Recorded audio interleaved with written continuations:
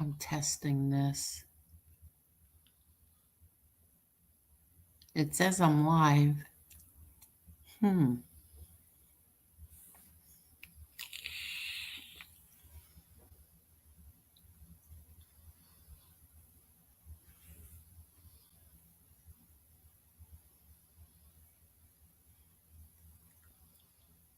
Hi, can you hear me?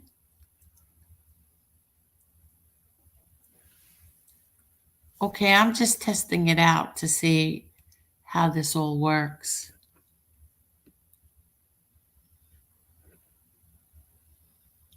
Can you hear me good? Should I put a microphone? Do I need a microphone?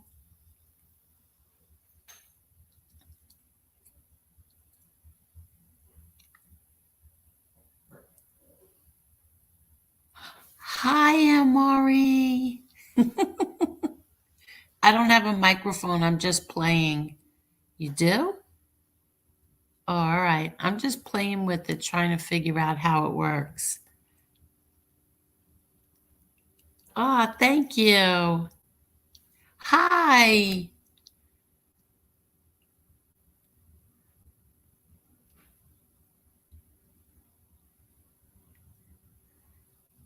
I muted the TV, so it's so quiet in here. I could hear my dog snoring. You sound great. Oh, great. Okay, I think I know how to use this. I don't know if I know how to add anyone on. Let me see. Private chat? No. So if I wanted to add someone on, I just press the invite button.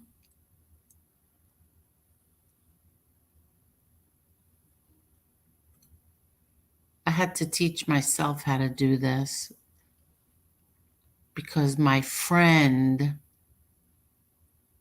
never showed up. Hi, Grant. Yes. And copy link. I don't see a copy link. Hi, Cuban B. I'm just trying to figure out how this all works. Oh, no, that's private chat. What's up? Hi, Gianni. So I would press invite and then I can have someone on. What's up, Emery? Hi, Claudio. I'm just testing all of this. I'm trying to figure it all out.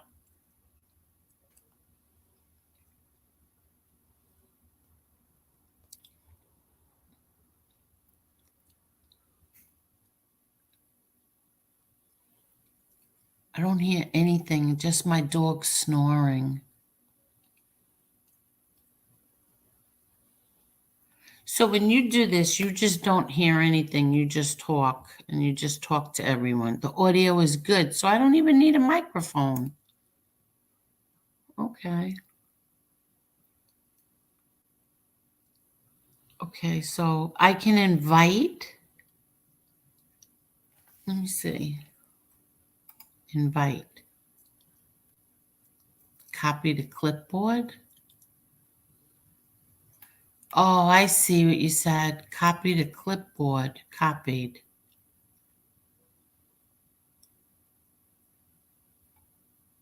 Copy to clipboard. Where's the clipboard?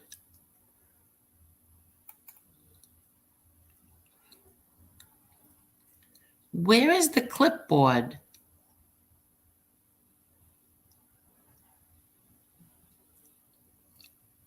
Okay. Oh, good, Grant. Copy to clipboard.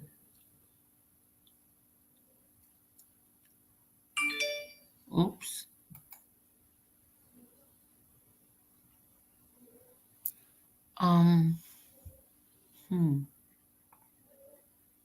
Here? No. Invite a guest. No. Okay, what? Hi, Edward. On the side, copy link and drop it. Okay. Let me see. Copy link. Right. Copy link. Oh, here? I don't know how to do this. On the side. Okay. On the side.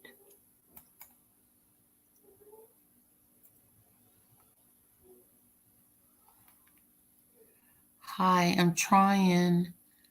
On the side, banner, private chat, settings.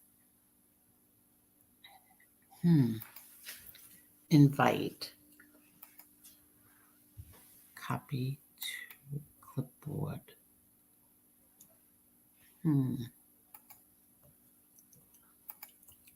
Drop in chat.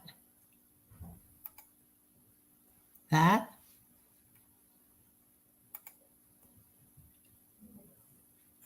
Is that it?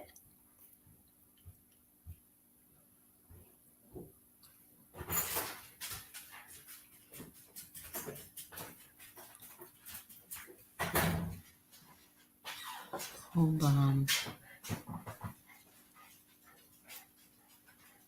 Invite a guest to this layout is unique. Oh.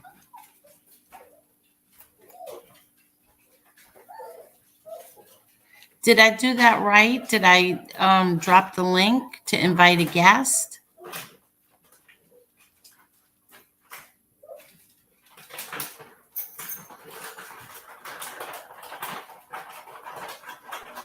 Hi, you look like you sent the link out. Okay. Oh, I did do it right? So, but I can't hear anyone. I can't. Oh, there you are. Hi. How do I do this now? Add to screen. It works. Hi. Hey, how's it going? Good. How are you? All right. I'm glad you found out how to work it. Yeah, I see now. So now they can hear you also? Yeah, I don't know if I'm echoing or not. No, you're not echoing to me. Oh, all right. Give these to you too. Oh, Not right this second. okay. Yeah, it looks like you figured it out. Okay. Oop. Oh, what are they fighting? No, one of my dogs is very old, so she barks at anything that walks past her. Here, Bella. Here, Bella. Here. How old is that one? She is almost 15. Wow, God bless her. Yeah. And she's like she's starting to not see, you know. I'll go through that stage. My friend's dog has macular degeneration of the eye. And there's nothing they can do for that. No, it's just the thing of getting old with the dog. I know, and I hate, like, if I have to take her to the vet, I'm afraid she won't even make it inside the vet because the last time I took her to the vet, I was holding her and she started crapping and I was wearing, like open toe shoes and she crapped all over my foot. Oh man. That's how crazy, like that's how upset she gets when she has to go to the vet. Well, it probably doesn't like it. Some dogs don't mind the vet. Some dogs can sense the vet and the doctors and the shots, and they just go ballistic. I know. So I can't believe this. So now I'm on here with you. Yeah, you got your own channel. And I shared it too. So you're the best. Thank you. Hopefully some people will see it that are looking at the community tab and come over. I'm reading the chat. Mob's Tube Consigliere. I didn't call nobody a bitch. What kind of weird name is that? Are you a real consigliere on MobTube? You called Josie a bitch. I don't know what he's talking about, but okay. No, I'm so excited that you're my first person ever, and you're my most favorite. Oh, thank you. Dog power. That's so nice. Oh, so you're reading the chat too? Yeah, I can see it on the side now. See where it says private chat and comments? Like you can tag on comments where you can see the comments come up, or you can just like leave it on your YouTube channel and watch it. It all depends. Okay, wait, start over. What did you say? What do you mean? All right, what are you looking at right now? Your YouTube channel or the StreamYards? I think this is StreamYard. All right, now do you see private chat and comments? I see private chat. Yeah. Well, yeah, on the right. What do you have it on? Comments or private chat? Comments. Oh, all right. Yeah, that's probably the best to keep it on so you can see the comments. And if you want to highlight one, you click on it with the mouse. You click on the comment to highlight it. Oh, let me look at this. Just this text. I can't even talk. Oh, JTP, what's up? So what do? Click on his comment? Yeah, you would go to like Justice Tech Pros or Cuban and click on their content. Oh, look, there he is. He's up on the screen. I see. Yeah, and then to take them away, you just click on it or you click on another one. Oh, okay. Or if you don't want no comments up there, you click on like the original comment. Okay, well, I don't know how to take this one off, so. You click on it. I click on it back? Oh, Yeah, but why does it say hide? No, click on it just like how you clicked on it to put it up. You would click on it to take it down. Okay. Oh, well, I lost him. Oh, there. I'll leave him there. No, I'm just explaining how it goes. Hi, Ange. There's Angela. Hi, everyone. Oh, I'm so excited. I just figured you know what? It's late. Nobody's really up. Let me just do it and play with it and try to test it out and see how this works. And then all of a sudden I saw people there. So I'm excited. I'm so happy. You're my first person ever.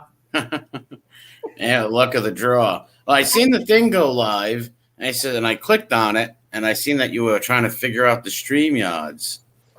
Yeah, thank you. Thank you so much for helping me. Well, it will get easier and easier for you as you go on doing it a couple times. You got to do a few test streams and like bullshit for a little bit and stuff, and you'll get the hang of it. Oh yeah. Oh, look, there's Kasparoza. Oh, A-Rat is going to watch. Yeah, let's click on him.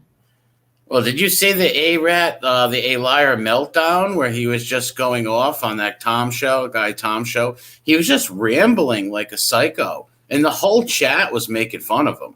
The whole chat. Oh, well, you know what? Thank God, there must have been a reason why I was driving home on the Belt Parkway, so I didn't get to comment. I was in bumper to bumper traffic. And then I says, I was sitting there. I said, oh, let me see. Maybe I could listen to something on YouTube. And that's what popped up was that interview. And so I only caught like the last 15 minutes. And I said, you know what? This was done like so that I could not comment. Because if I was home, I would have been commenting. But this was done. All I could say is he's such a pathetic liar and shameless. He was babbling the same thing usual, bragging about how many people he hurt, how many people he injured, and all this stuff. And he was really going after Schmeagol, Sammy the Bull. Like, you know how A-Rat goes on these like tangents and picks out one person for a month or so and says the same slanderous things he says about everybody. He uses the same stuff on everybody. It just looks ridiculous. Remember how he was saying that your dad wasn't a gangster and a tough guy and all this, and now he was the toughest guy and the biggest gangster. And he was doing that with Gravano. He was the best guy, and now he's the worst guy. He's just a sick man. You just have no idea.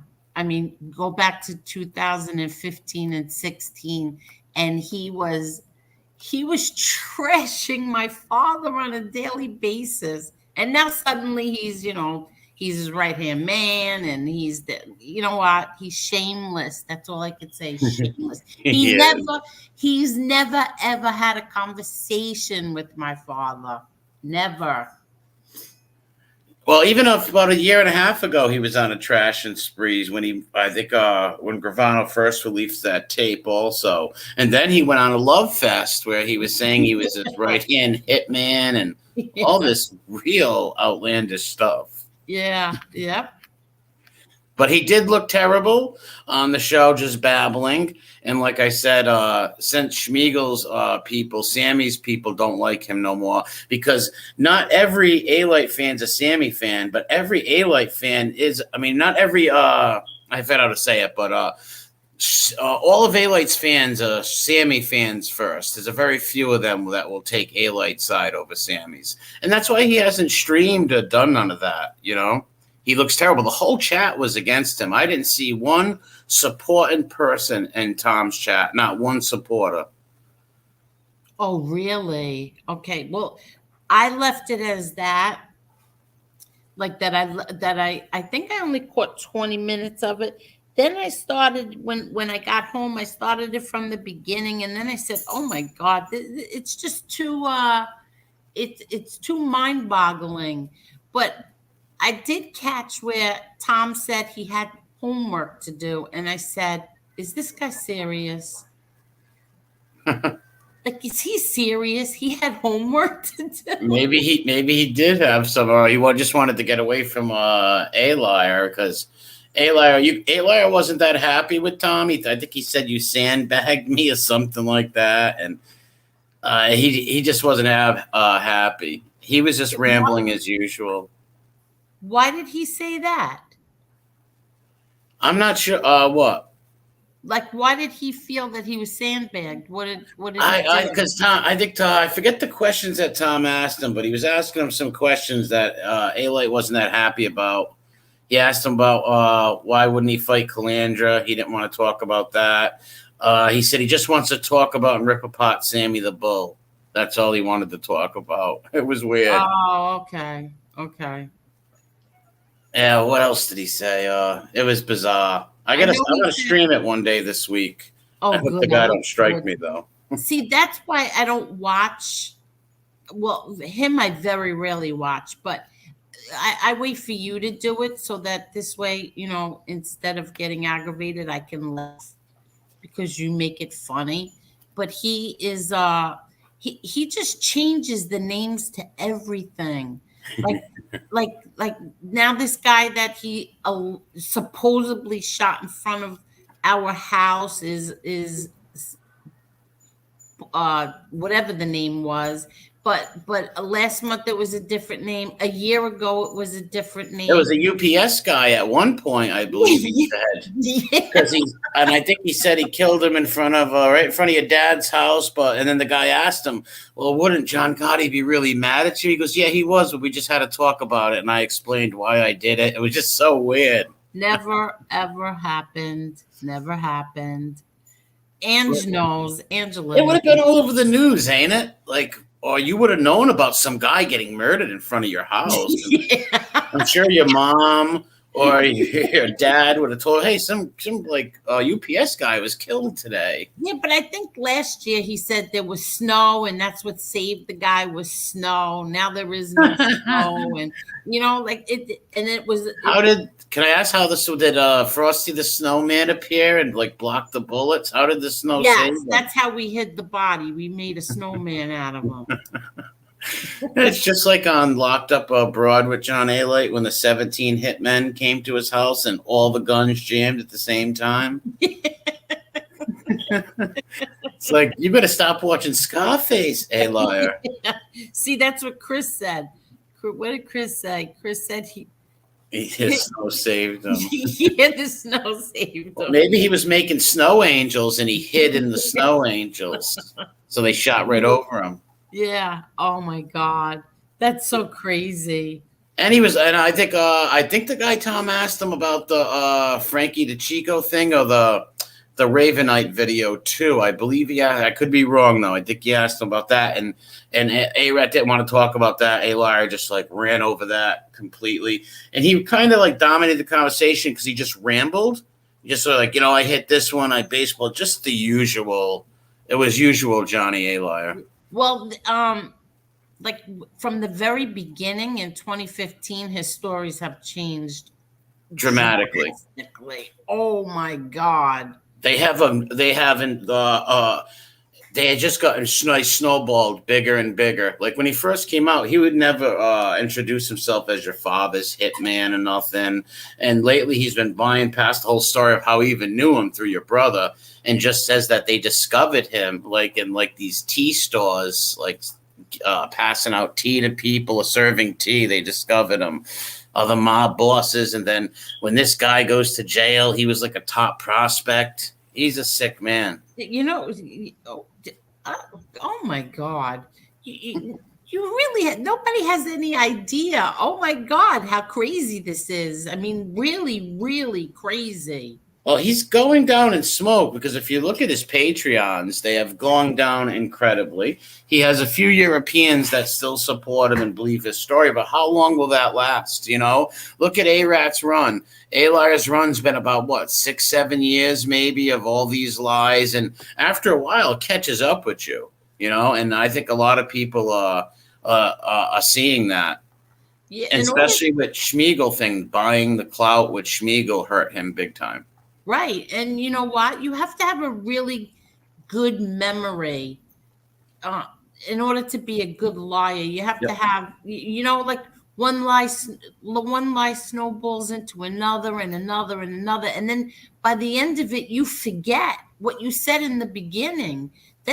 See, I don't lie because if you lie and you get caught, to me, it's humiliating. You know, it's so humiliating, but he's shameless. You can't humiliate him. He's shameless. Yeah, it's in his bones. That's just who he is. He has no shame. It's even in the stories, the crazy stories that he tells, like he said that they wanted to kill his whole family, and then he's got the gall to say he jumps on a plane to Brazil and leaves them there. No one wanted to kill your family, and if they did, why would you leave them? Makes no sense. Yeah, no.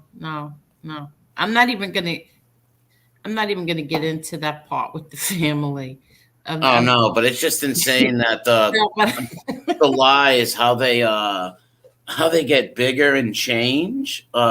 Even like the baseball fantasy of him playing on the Tampa Bay baseball team, on the run, boxing for the Olympic teams. He left that out of Locked Up Abroad. See, that's what the thing, when you tell so many lies, you got to remember them lies. Exactly. That's what I meant before. Exactly.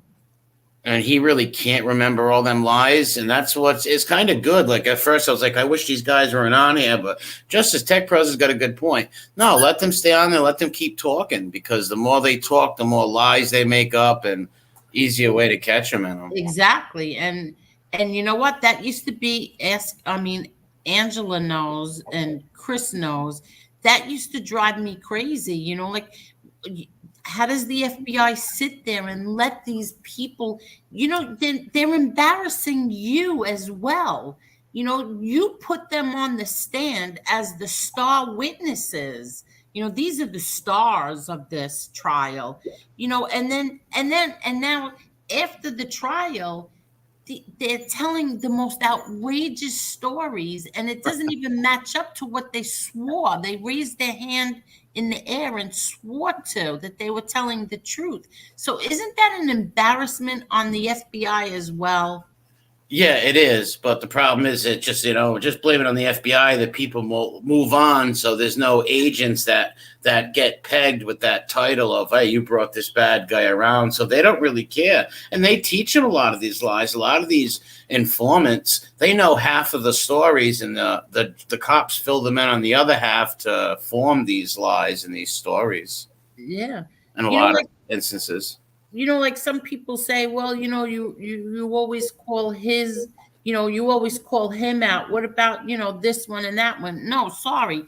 I sat through 4 trials, the 4 racketeering trials.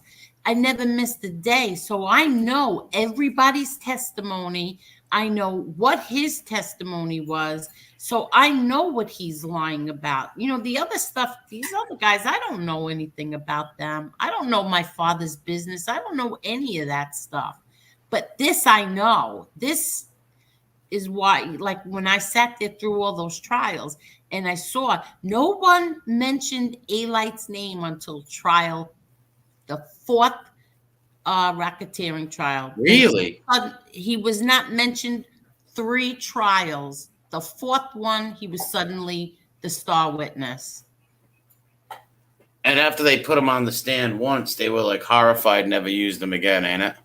Exactly. They never used him again. He was supposed to testify at another trial after my brother's. They never used him again. He was that bad. Well, I think that's where he thinks he got famous for saying "yes, I did" and stuff like that. He thinks he was a big hit. Evidently, this guy's out of his mind. No. They interviewed the jurors. You know, I like remember that. Yeah, when the trial is over, you know, the judge and reporters and the defense attorneys, the judge will ask the jurors if they want to stick around and speak to the press and the attorneys and her, you know, and the judge. And some of them do and some of them don't. But most of them stayed and they said, you know, like Frank Morano, you know, from ABC radio. He asked every one of them, you know, like, you know, he interviewed them all and they said he was not credible at all. Yeah, I seen that. Credible, yeah. Yeah, it was on alightfacts.com at one point too. The jurors saying that. And it's just, and if 12 people, they can, usually those 12 people usually believe the informant. So he must have been really terrible. They couldn't believe a word he said. Yeah, no, they didn't believe him. And look at and even on the stand, he admitted to 1 murder, and now it's 12. So many different. I couldn't even tell you how many he says he's killed. Well, he told the judge 1. Yes, 1. But yeah, told the judge 1, but he was involved in 4 conspiracy or 4 that he didn't personally do, but that he had something to do with. And then, yeah. So now when you ask him that question, he starts just rambling off because he doesn't want to answer that question. Yeah, so he just goes to ramble. Well, another thing is the guy Tom asked him about sugar daddies, and he just started rambling when he asked him about sugar daddies, and he said, "Well, I'm a tough guy. I'll beat these guys up. I don't want to talk about that." He just goes off on his tangents and brags. It was one guy. He didn't get surrounded and beat up. That's what he was making it sound like. It was one guy. It was one guy. And then there's a few times where he went on there and bragged about how his kids go in restaurants and abuse people. And then in the next sentence, he'll say that they were the victim getting picked on. He's just so out there, the guy. Yeah, I know. And I think he has a lot of sycophants around him, like people that won't say, you know what, John, you know, like you're embellishing a little too much. People are seeing it. He doesn't have people around him to tell him that. No, I know. Well, we'll see what happens. I'd be highly embarrassed. Picture just coming out and making lies up that you were like I said, if he would have just came out and said, all right, I was with Junior for 2 years on record with his crew and I did this and that or whatever, you know, if he told the truth and didn't make slanderous things up and all this stuff, he could have still sold a book and had a podcast still, you know. He didn't have to go the route he did. Yeah, I know. And what people don't understand nowadays with the internet is what you say on here comes back to bite you. And when you make lies up about certain things, and then you say other things that contradict those lies and everything. Yeah.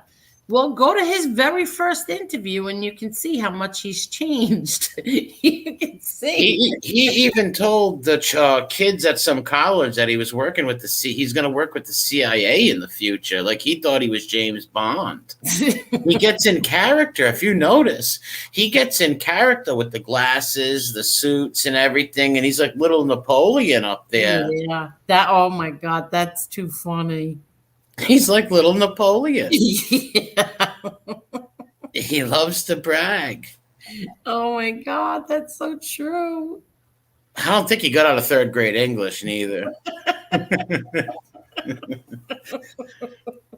Oh man! And he was there at the stinks to bragging about the kids' video. He said, "In the video, I'm in the video telling them how it is to be good kids," and it's like, no, you're talking about a rap video with Hitman and High Roller pointing pistols and bragging about gangsters. I know that's sad. That's not right. No, it's that's like you not should be right. telling them kids the opposite. Exactly. Like you're Exactly. saying, you tell people like don't get involved in that stuff. He should have, as soon as he seen that gun in that video, he should have called them up and had a talk with them or something. He doesn't care. Oh, it's not about the kids. No, that's so sad. Like it really is. That's so sad that to me, you can't be yourself. You're living off somebody else's name and life. Like Well, he can't go 5 minutes in an interview without bringing I up your name. know. That's so to me that's so pathetic. How aren't you embarrassed of that? But like I said, he's shameless. Yeah, there is no shame. Ignorance is bliss, and he has no shame where that comes in at all. And he's built his whole story up on the fluff of Gotti. So it's like he can't get away from talking about it. Yeah, I know. Yeah, Bulldogs. I am going to do that stream this week. I don't think the guy will hit me with a strike, but I will do the stream. I don't know how long A-Liar talks. I think A-Rat talks for about 10 minutes, and he's just rambling, but we'll play it for sure this week. Oh, good. You have anything else? Were you coming on tonight? I don't know. Maybe I'm not sure. I had a few things, nothing on the mob stuff, but I had a few like serial killer things or troubles in different. I don't know. I was gonna think about maybe tomorrow or tonight playing something. I'm not sure though. Oh, okay. What kind of? That's the only thing that scares me is serial killers. Yeah, they're creepy and crackpots for sure. But some of the things are interesting, and true crime I like too. True crime stuff like that is interesting. I will play. I gotta think of another. I gotta set up another Name the Rat game this week. Those are the best. I gotta set up a Name the Rat game, and then later this week I'll play part 7 of the book, and I'll do the A-Late interview in between. Oh, all right, good. I'll pump some content out this week. I've been busy this week. Got a family member that's very sick, so I've just been busy. I'm sorry. Yeah, it is what it is. It's all in God's hands, but I got some content coming this week. Okay. All right, good. I hate when you're not on. It's so boring. Yeah, I'll be streaming. I'll find some stuff to stream. Yeah. Tonight, Kane Shades was pretty good. I got home so late, I didn't get to watch it. I really like his. I like Shades. Yeah, me too. I have fun going on his bodega and talking. Who is this? I wish I knew people as loyal as the Junior Creole, like Damien and Chicky, and then there's no jealousy and subliminal, just had to be each other's back. I miss those days for good. It's all the strikers' fault, right? At my way, I am Venus de Milo. Now, if I wanted to add like a video or something, how would I? Yeah, how would I? You see the thing that says share down there? It will say share. Oh yeah. Okay. Now you would pull up another tab. You're using a computer, correct? Yes. Okay. You would pull up another tab. Let's say a YouTube tab. You would pull up, and you would go to the video you want, and then you click back over to StreamYards, and you hit share, and it will say, "Would you like to share a Chrome tab or would you like to share a picture or something like that? And you share the Chrome tab, and the name will be on it. We'll say like let's say if you were streaming your own stream, say testing tube, YouTube, testing YouTube. It would say Right. that, and you click on that. It's going to probably take you a couple times trying, but you'll get the hang of it. Yeah, I'm writing it down as you're saying it. Well, Kasparoza, are you still there? Because you were supposed to be helping me with this. It took me a little while when I first used StreamYards, but there are tutorials on YouTube where you can just type in YouTube, how do I share? You can just put, how do I share video on StreamYards? And a video will come up showing you everything. Oh, okay. Yep. Yeah. So now if I wanted to add someone else, I just do the same thing, invite again, right? Yeah, you would just drop a link, Okay. and that person would press on it, and you just let them in the bottom, just like you did with mine. Oh, that's so funny. This was just me coming on just to play around and test. And meanwhile, I have my favorite YouTube content creator on with me. My channel's really not that great, but thank you. No, don't lie. Don't lie. Oh, thanks, Claudio. Don't lie. Yours is the best. And Justice Tech Pros too. I like I said, the fun thing for me to do is make fun of them, and I also like doing history streams and stuff like that too, or anything, playing anything and just talking to people and bullshitting with people is fun. No, I know. I love when you talk to them, when you talk to all of us, and you just and then you tell the funny stories, making fun of the what can we call them? The liars. The what? The rodents, liars. Yeah. Yeah, they get really thin. I knew they would be thin-skinned. Like I said before I started, I was like trolling like scam artists and stuff like that on YouTube. And I says, you know what? I bet you I can get on a couple of these guys' skins with all their inaccuracies and all the stuff they're saying.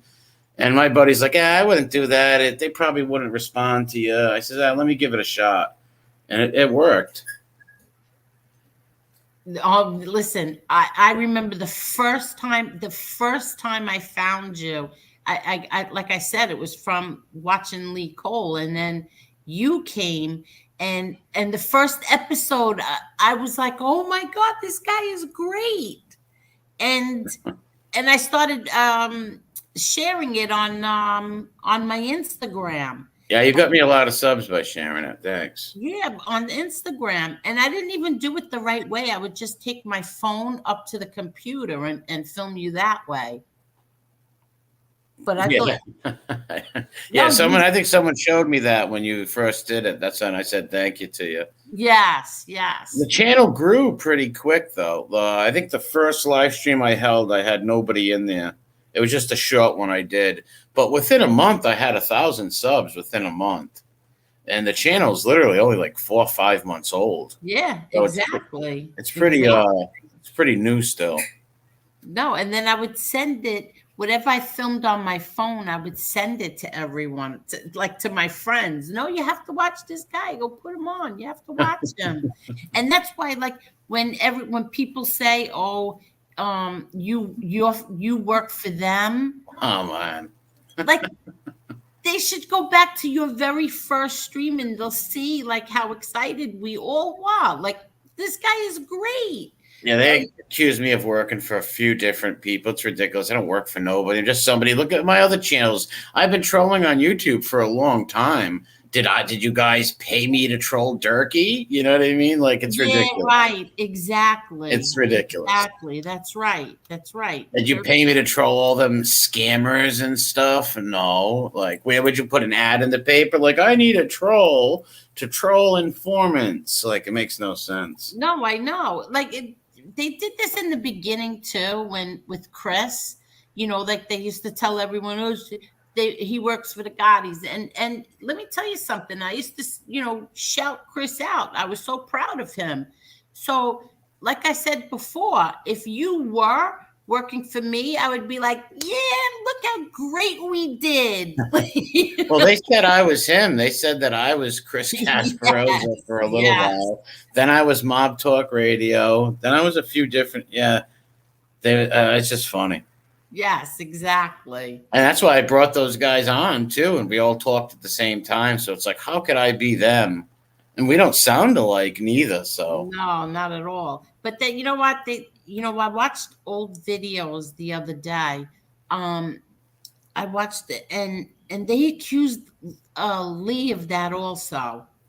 yep, They yep, said Lee worked for me, and then they said FBS worked yep. for me, and then you worked for me. Everybody, listen. Basically, anybody who was making fun of a liar or anything like that, their main defense was, "You work for Angel Gotti. You work for the Gottis." That's Right. what they throw. That's their main weapon to throw at people. It's like, Yeah. no, you can't believe that people just see the bull crap of it all and just want to call you out on it. Like, No, right, exactly. I mean, it's and it's like I said, if that was true with you, I would have a banner. I'd be well, you wouldn't be in my chats neither. Like, no, I would be so proud. I would say, "Hey, that's right, I got him."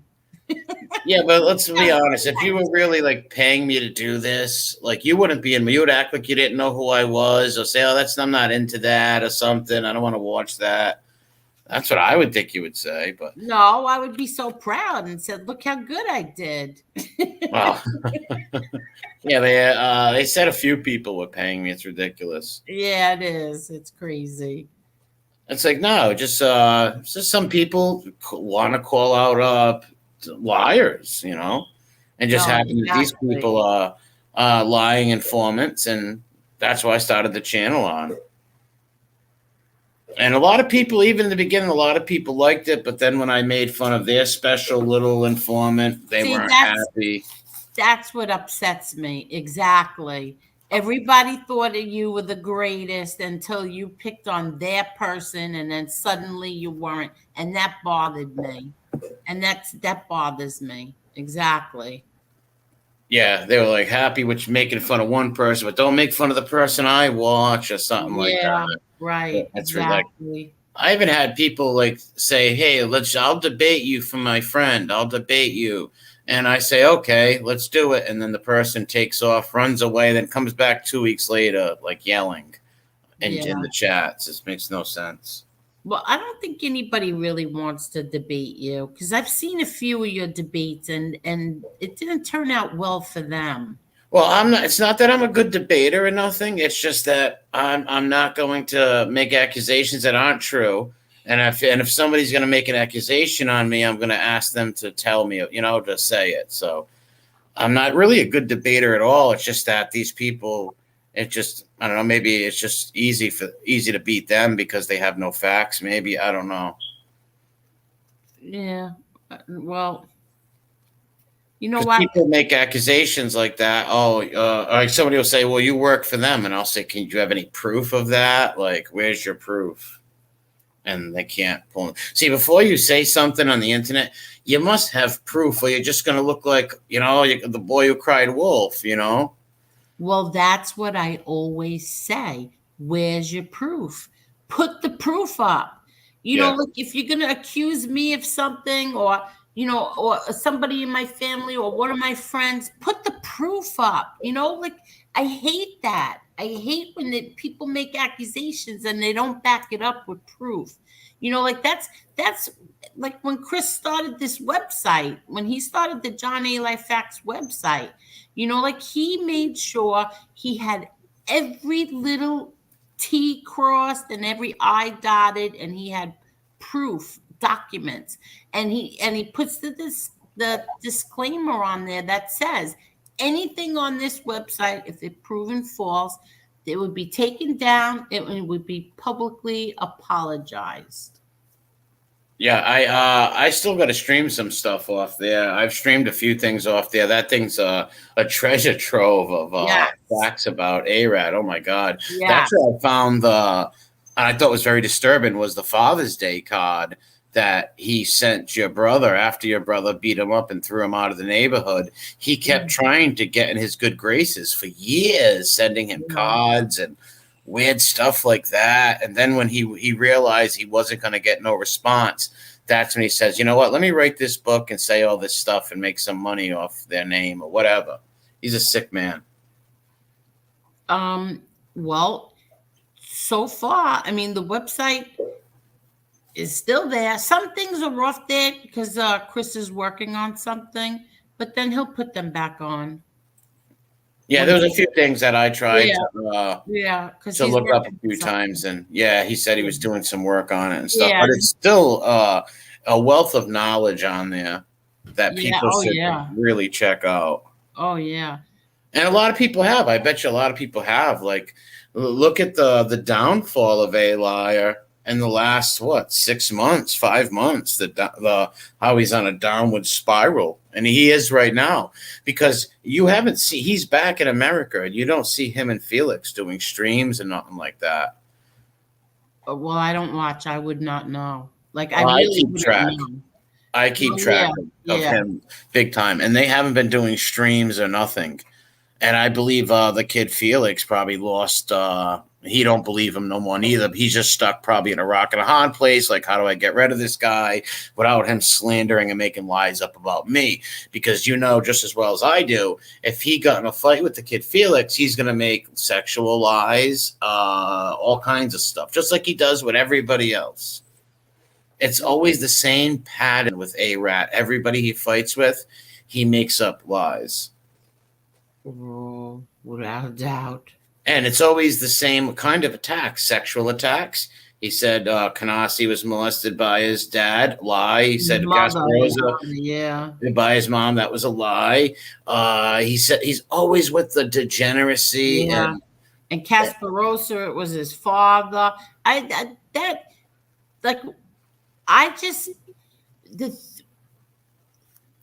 get speechless with stuff like that. You know, do you know that he also on Facebook said that Kanasi and I were exchanging filthy pictures? I remember that. He said that about 3-4 years ago, correct? Or maybe more. Do you know it was in the post? I don't remember it was in the post, but I remember hearing that, and I knew it was just A-Lights babbling, but I remember him saying that. You know how disgusting that is? That I'm 60 years old. I've never taken a nude photo in my entire life. Never in my entire life. And then to have, everything is always so dirty. It's always filth. Everything with him. Filth. Like, it's so disgusting. So disgusting. Like, how do you do things like that? Just because somebody said you're lying? Well, when it comes to A-Rat, A-Liar, if you say he's lying, you're attacking his pocket and everything. So he's going to come at you with the most vicious slander and lies. And it's always sexual attacks. You notice that with him, with all the people he fights with. It's always sexual attacks and stuff, like creepy things like that. Yeah. That was terrible. My mother was really upset. I wasn't upset. I was like, Mom, this is what he does, He did it to his own brother. Exactly. That's what I was just going to say. Like, he did it to his own brother. Imagine saying that to your older brother. Like I'll tell people who did things to me. Like, who would ever say that to a family member or anybody? I don't know. It's very vindictive, spiteful, and narcissistic people will do that. Right. Like I've never been accused of the things that I was accused of by him in my entire life. And all because they said you're a pathological liar. And then to get accused of all these things, like I would sit there with in total shock. Like, I can't believe that this is... He's a maniac. It's a little funny now. It wasn't funny then.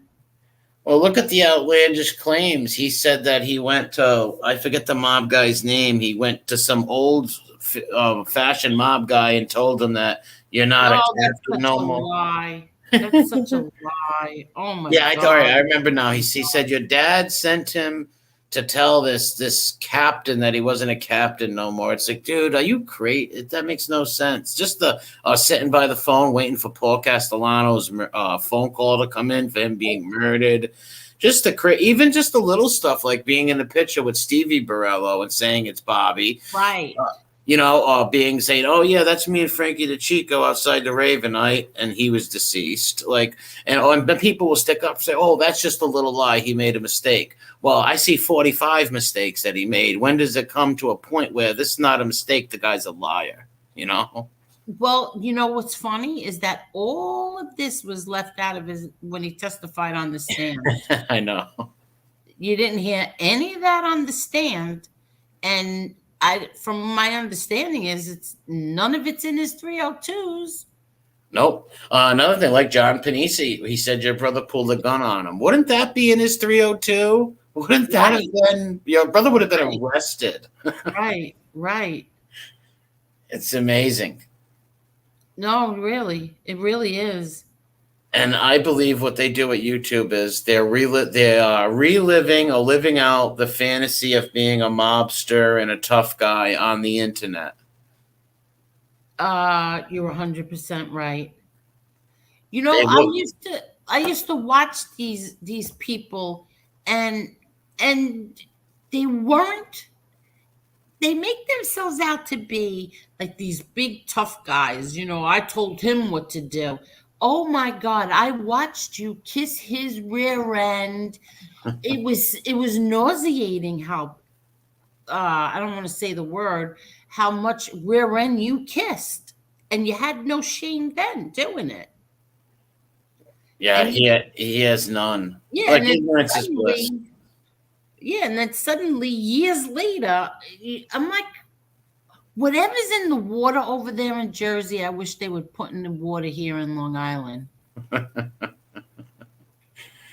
He's eating paint chips. Literally. And his biggest thing was like, even on Tom's thing, he's like, well, I didn't know the Gottis for that long. How wasn't I in a picture in 1984 and in a picture in 91? It's like, well, you said it before. You met John Gotti Jr. through his brother-in-law. Exactly. That's how we met him. Now, and I got married in 83. He's like, oh, I was there 82, 83. 82, 83? I got married in 83, and you were not at my wedding. And to prove it, there's a video on my Instagram of Louis, my ex-husband, and I asked him, Johnny Light said he was at our wedding, and we started laughing. If you look at my Instagram, there's the video of him and I, and he was never there. Even when I don't mean to cut you off, but even when he was at your sister's, right? Didn't her husband have like 30, 40 guys as like a king's wedding? So there was like, I don't know, 24 men. Right, so there's like 24 like best men kind of thing, right? Yeah, so he's trying to make it like he was like the best man and all. He's just a very sick man. Or like how he said he slept over your house and all this stuff. He never slept over. I mean, it's so insane. He never slept over. And I know like old Italian guys and from that generation like your dad, they're not going to let some strange kid sleep in the house when he's got daughters in the house. No. My father was, first of all, my father was very, very protective, very strict, and very like, if somebody had to come in the house to do something, like just say the oven broke and somebody was coming in, either him or my brother had to be home. Gotcha. That's how he was. So there's no way he's going to let a 17, 18-year-old liar hang around the house all day, laying on the couches. Never. Like an adopted son, nephew type, like he said. Never happened. Yeah, never. I didn't think so at all, neither. I mean, look, if it was true, I'd say, listen, yeah, he did, but it was for this, it was for a little while, or it was with my brother. But no, It never happened. And then his brother saying, yeah, he sat at the table with my father and was at there for Christmas. Are you serious? Like, you people need help. They're crazy. Well, all he's got is the one picture of where he's coming out of the house. I think you guys are in the picture, you and your family, and that's the only picture he's got to prove that he was ever there. And what was he going to court with your brother or something in the morning? No, that was my brother's wedding, and he was the car blocker. He had to block him and a few other people when we come out of the house and we get into the car, right? But now there's a car right in back of us, so that we go, but the car in back of us is blocking the block so that nobody can pass. So nobody can follow us to the church. That's what happened.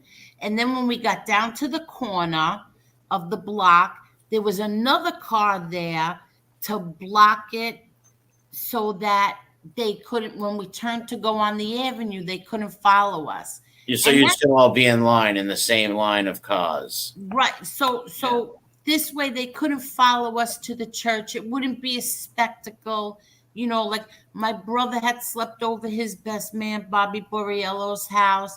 My father had left really early in the morning, so that this way, you know, like we had like a suite at the Helmsley. So my father got ready there. You know, my brother got married with Bobby, and this way, or maybe I don't think my father. We slept there the night of the wedding, not the day. But anyway, is that big hotel with that? What's the woman's name? She's a very rich woman. Leona Helmsley. Yes. And didn't they try to bug it? Like, didn't they try to They tried everything. They tried to infiltrate it really bad, but it wasn't successful, right? No, she was great. She was great. Well, evidently it wasn't, because there's no pictures or videos, and you know they would have put them out there. Exactly. You see, so that's what happened. No, it was church was the only immediate family, just us. I didn't even know the name of the church, which church we were going to, until I got into the car. So imagine I could just imagine your face when you heard Jimmy Alite said, "I was invited to your family's Christmas parties and you're not." That's that was one of the most, I don't know where their self-awareness is, but to say things like that, it's like, why wouldn't she be invited to her family's Christmas party? It's like, come on, Jimmy, like, come down to earth, Merrick. Yeah, I think that's so funny. It's sick. Really mad. It is funny, but it's very sick and delusional in so many ways. No, I know, but like at first I was so mad. I said to him, "Why would you lie? Why are you lying?" You know, because I have to be honest. I never thought of Jimmy as a liar. You know, I used to talk to him all the time because, you know, like he really needed somebody to talk to. Him and his brother didn't get along. And so, you know, like I used to just be like the ear for him because, you know, you can never get a word in anyway, because once you got on the phone with him, he did all the talking. And I was just the ear. I was just like the support, you know, and I never in a million years thought he was a liar. I never caught him in a lie. So for him now to be acting like this, and I said to him, like through the message on Facebook, like, how do you lie? Why are you lying? Like, I never thought of you as a liar. And he tells me, "I'm not lying, Angel. I was at your house. You just weren't invited." I'm like, what? I wasn't invited to my own house.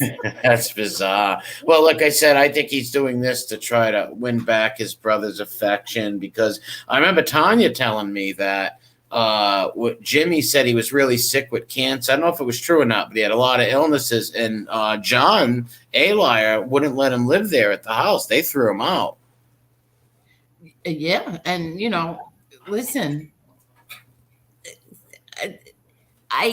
I felt so sorry for him. I really did, because he really was so nice. Like, even, you know, like my ex-husband Louis, like he always said, he never liked Johnny, like never.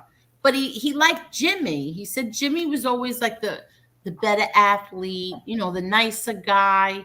He didn't know him like that well, but like he knew him. But he didn't like Johnny. Like he liked Jimmy A. But then more likable than John. But yeah. well, lately what I've Hello? on the talk show when he would tell that his brother was delusional, he embellishes a lot, he lies. Yeah. And I was like, oh, at least this guy's telling the truth. He's out there, speaking up. Yeah, MJ, I miss Tanya too. I got to get a hold of her. She's been busy. Yeah, I haven't even. I keep forgetting the chat is over there. Yeah, she uploaded a video. I think she uploads audiobooks. So I think she uploaded an audiobook this week. Yeah, I haven't seen her either. I follow her. I subscribe to her. And yeah, they should put an audiobook up like last. I got to get a hold of her and have her on something this week.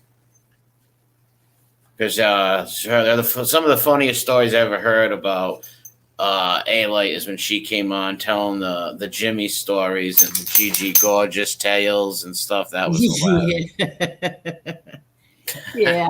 No, you know what? Truthfully, he really was. He was the better person of the two, and now I don't know what happened to him. Maybe he needed a place to live, and he says, "All right, if I keep going against my brother, I'm not going to have a place to live, and my brother's promising me all these podcasts, and who knows what he's promising Jimmy." Yeah, I don't know. I don't know what happened to him. Well, threatening him. Think about it. If my little picture having a little brother that said, "I'll tell people you did stuff to me." Maybe he said something like that, vicious, and scared him. You never know. You know what? I don't know, because he. I don't remember if at the time he was that upset over that. Like he denied it, of course. But, yeah, I don't peg him that kind of guy anyway. But it was like he wasn't shocked that his brother could stoop that low. That's at that time I remember like him not being shocked that he would say that, or not being shocked. I mean, he used to get on Facebook, the brother, and say that Jimmy and I were doing like disgusting things. And I've never even met Jimmy A-Light. Like I've never met him in person. And then his brother. Yeah, I'm back. My Wi-Fi cut out. Oh, you didn't hear me say what I said? No, my Wi-Fi cut out for the last 5 seconds, 6 seconds. Oh, all right. Well, the brother, John, used to say terrible things about Jimmy and I on Facebook, that we were like disgusting, once again, filthy things. And meanwhile, I've never even met Jimmy A-Light. Did you cut out again? They bought him. You guys bought his brother, made his family turn on. Yeah, all this crazy stuff. And it's always with the same degenerate attacks. That's how you know a lot of that comes from his camp, when you see the degeneracy and, the sexual attacks and that weird stuff. Exactly. Pornographic pictures with your face imposed on them. Disgusting. Yeah, that's right out of his playbook. That's his go-to. This is funny. Angel, you never met Jimmy because you weren't allowed in your house. Yeah, John actually said that your father was like an adopted dad to him, or an uncle. Oh, come on. That's so crazy. It is, but that's crazy. What he said. That really is so crazy. And remember when he was when he had this love for Sammy for about 1.5 years, and then it went back to the hatred towards your father, then the hatred towards Sammy, and the love for you. He switches up so much, that guy. He's so predictable. Yeah, no, I know. I knew it was going to be a Gravano bash when he came on that thing. You did? I kind of knew he was going to go after Sammy because Sammy recently told him about the $3,000 clout shout out. Oh, right. That's right. And that hurt him big time. That really hurt. He lost a lot of fans and credibility because Sammy holds a lot of weight in this like rodent community and like the mob genre thing. He holds a lot of weight, and he really put the nail in Aleto's YouTube media coffin. I think big time. Well, And I think more content creators, like big ones, like big shows, are going to challenge him in the future if he goes on. it doesn't seem like anybody really challenges him. It really doesn't. And I don't care. Tom didn't challenge him either. When you say you have to do I have homework to do. Are you serious? You have homework to do. Yeah, my Wi-Fi is gonna cut in and out. I'm gonna have to hang up because it's cutting in and out. All right. So thank you for having me on, though. And God No, bless. I'm so happy you were my very first person to come on, and I was just doing this just to test it. I was just gonna click it off. Well, we've been talking for like an hour. It went by pretty quick too. It went by real fast. I had fun. I'll be watching in the chat. God bless everybody in the chat. Thank you. Bye. All right, bye. Hello? Oh.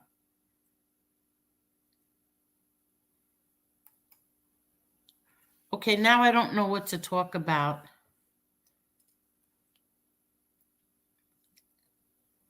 Where is Chris?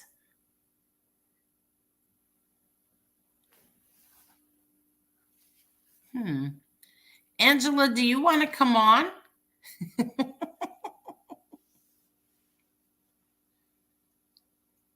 Hello. Well, I have to say that when I was doing this test, and I was not going to talk about any of these people. I don't, that's not what I want to do. I want to tell, like, I don't want people telling stories. Okay, where is Chris? Come on, Chris. Where are you? I forgot how to do this. Oops, where is Chris? No, that's not it. Okay. Oh, I forgot how to do this already. Stop doing that. Okay, here. Oh, this thing is driving me crazy. Invite.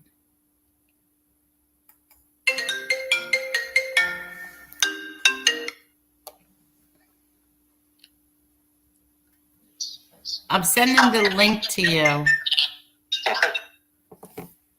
Hold on. I just can't do it.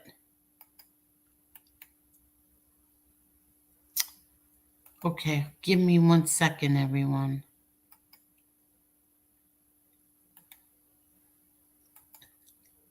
Okay, I got it.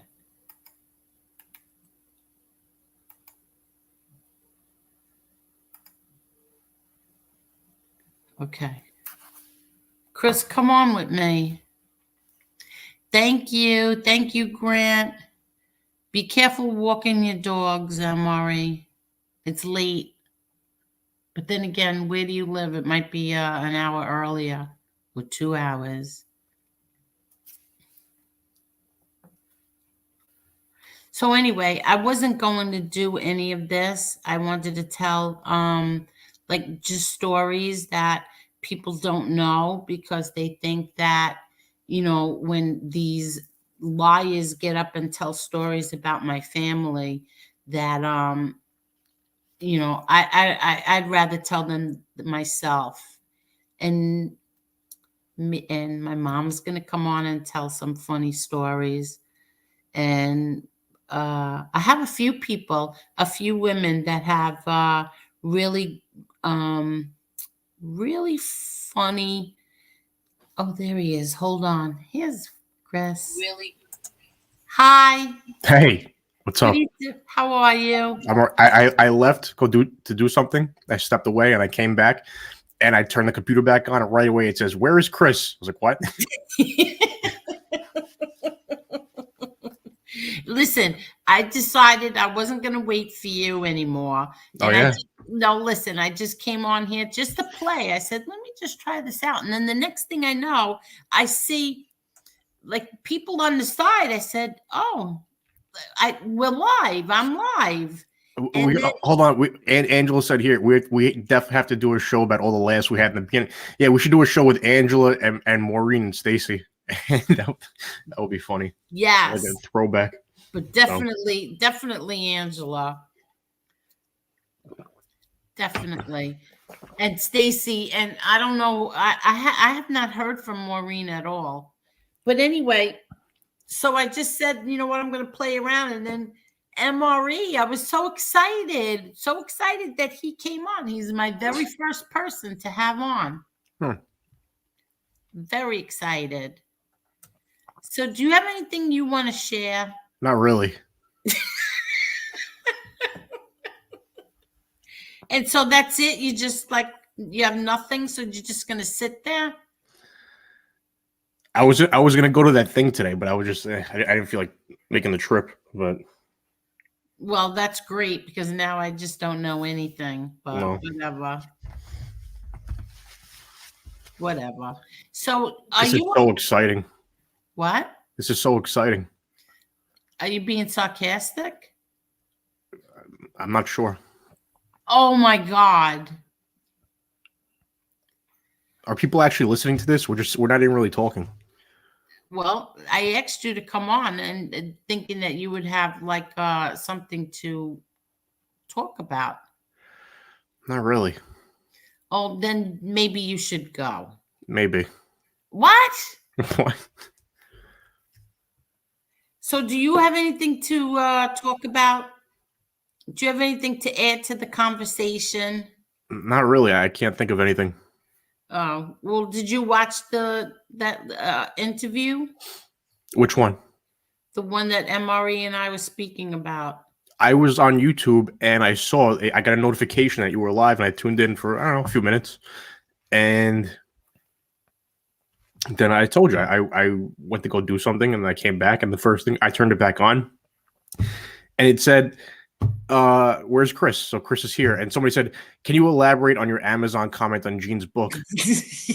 Yeah, I looked at it just out of curiosity, and I forget the stupidity I found. Oh yeah, there were all kinds of spelling errors and just factual errors by the author, like misspelling people's names and everything. And I was like, what the hell is this? It was ridiculous, and I didn't read. I just wanted to see if my name was in there, if Angel's name was in there. Because you could do a search on Kindle, and I looked at it real quick, and then I returned it because you have 7 days. So fuck them. I'm not paying them. So do you really have to curse? No, but they deserve it. Angela said, "Chris, stop it. Stop what?" Somebody asked my comment on Gene's book. I don't know. I think I call. Let's pull up my review on Gene's book. Hang on a second. I'm going to tell you about it. Oh, go ahead. Read the comment. I'm pretty sure I called him a moron. He is, but you know what? He's a dumber version of A-Light. That's what he is. He's not as smart and possibly more disgusting. I'm not sure. So. Are you really going to read your book review? Yeah, I'm pulling it up right now. Hang on. How many 1-star reviews are there? Oh, just me. Everybody else. Here, I titled it Brainless Mob Rat. It says, once again, a brainless mob rat promotes a book filled with verifiable falsehoods and a plethora of spelling errors as the truth. I purchased this book for research purposes, and after looking up several minor things, I'm ready to return it. Thank you, Amazon, for allowing customers 7 days to do so. I wanted people to know you could return it.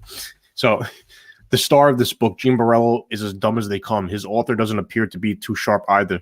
For instance, the book's description says that it's about a 36-year-old mob enforcer. However, Borello is 36 now at the time of publication and was, by published accounts, 30 to 31 when he stopped being an enforcer, became a government witness, and sold out his friends to get out from under his heinous charges, which included tying up, assaulting, and terrorizing innocent women.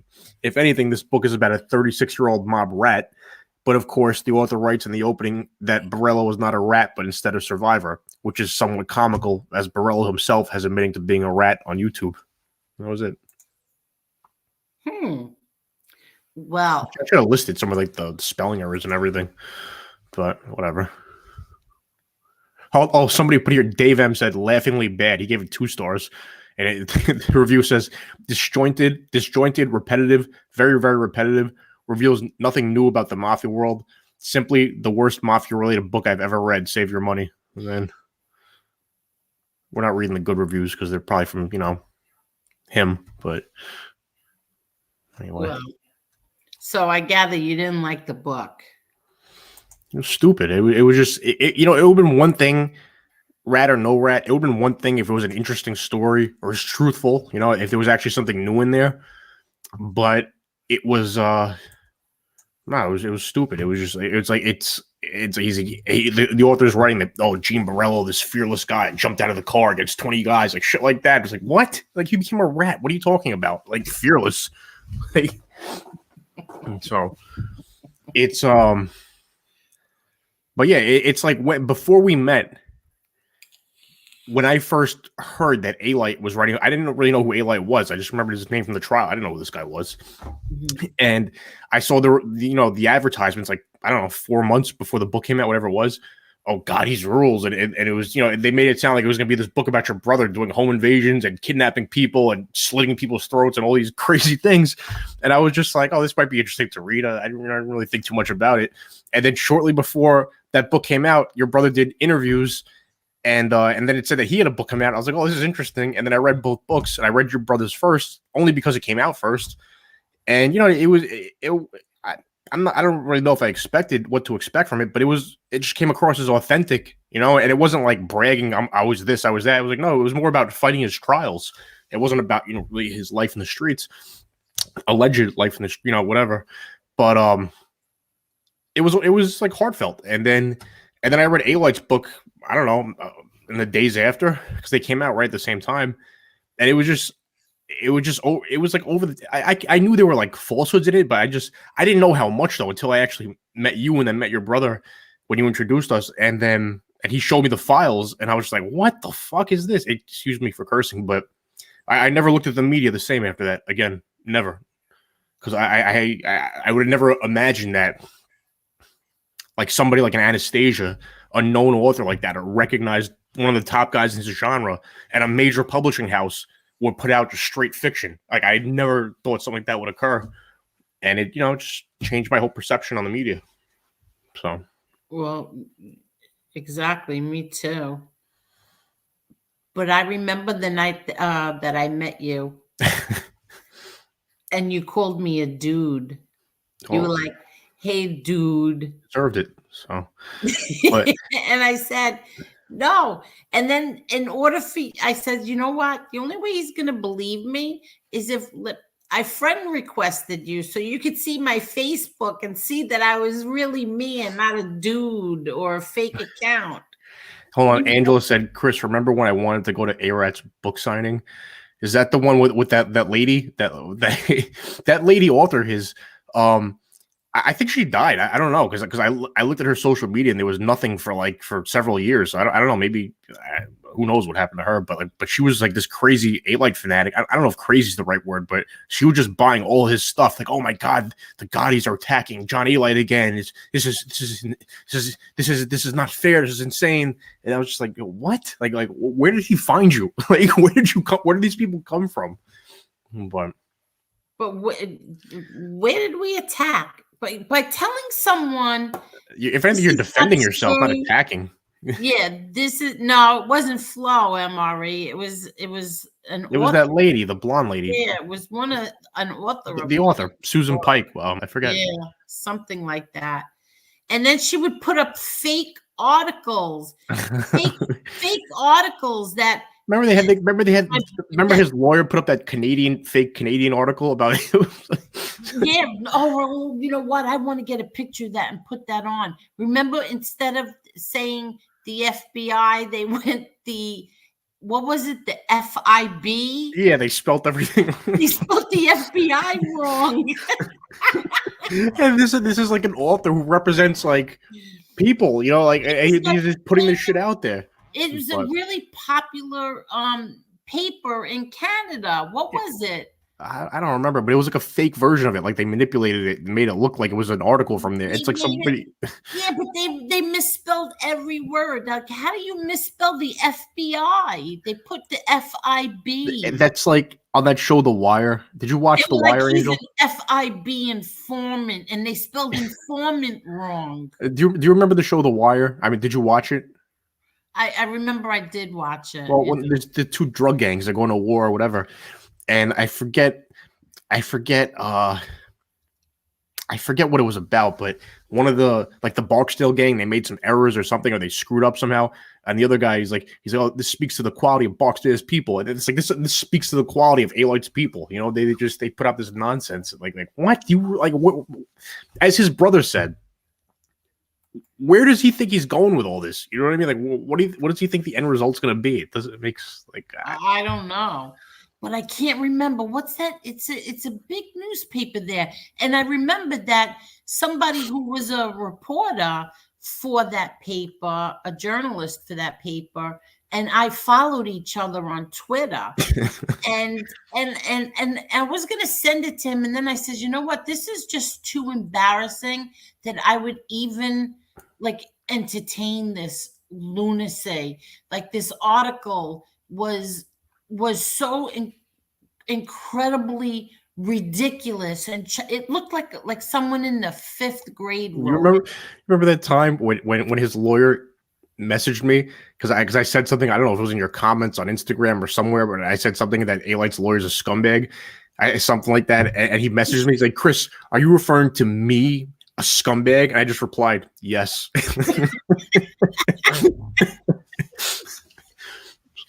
Well, how about when he said that he I know where you're gonna go. Like the comments, save that for the other thing. Don't get into it. Yeah. No, I'm saying when he shared that article and that fake article, and I said to him, you're his attorney and you're sharing this? Did you even read it before you shared it? I was watching the other day the video. I never posted it, but I was watching it privately. The video of his lawyer outside the courthouse because he came out before Alight because Alight was inside waiting for the marshals to give him an escort to his car, right? Yeah. But the lawyer comes out and I'm watching it.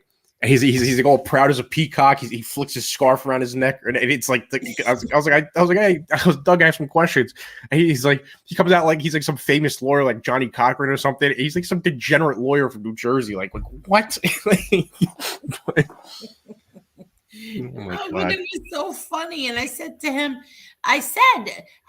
what kind of an attorney are you? I asked him, and he's like, like why? Did you read that article? Every 5th word is spelled wrong. He's like, I said, what? Can I ask you a question? What is the FIB? It's a fib. It's a lie. Yeah, but what is an FIB informant? Like, they didn't even spell informant right. All right, so we've covered this, Angel. Let's move on. And, do you remember when his lawyer, when Anton, he went on some radio show and he was like, and like Alight just mysteriously just left the show and he just left his lawyer there and he's like trying to cover for him, and he said to him, he said on the show that Alight was like the Sammy Gravano of his era. He's like saying nobody had more unique access than Alight. He's like nobody could. He took over Gravano's spot or whatever. I was just like, oh my god. Oh my god. This is so crazy. And he said Gravano wasn't a rat too. He's like, no, he just repeated what John Gotti said on the tapes. He's not a rat. I was just like, really, dude? What? I forgot about that. On the tapes where your dad was recorded, did he talk about those 50 other people who Gravano testified against? Yeah. So, yeah. I forgot all about that. I'm telling you, there's so much. It's like I'm just looking back at like the past like almost 7 years now since this all started. I'm just like, there's so much that went on, and there's so much that went on behind the scenes that people don't even know about. But I think we're getting closer to all that coming out. So I didn't hear what you said. I'm sorry. What? I said there's so much that went on behind the scenes that people have no idea about. But I think in the last 7 years, because there's so much we publicized, like people think there's a lot on that website. There's a lot that never went on that website. But I think we're getting closer to the day when all that stuff starts coming out. But hold on. Operation Lull said, Chris, what is your opinion? Yeah, that was supposed to be August. Chris, what is your opinion regarding the Nat Geo Locked Up Abroad episode? My opinion is the one where A-Light was crying on it, like fake crying. I was like, it was one of the most bizarre things I ever saw in my life. I was like, what? Chris, what is this? Tell them how I called you and said, you were laughing. Chris, you have to watch this. I was like, Angel, I can't watch any more of this nonsense. Like, no, you have to watch this. He cries on it. I said he fake man cries. And you going, I'm not watching it. And he said, no, I promise you have to watch it. I told your brother's like, I can't watch any of this fucking stupidity. He's like, I don't watch any of that. I was like, John, I'm telling you, you got to watch this one. I was like, I'm telling you got to watch this one.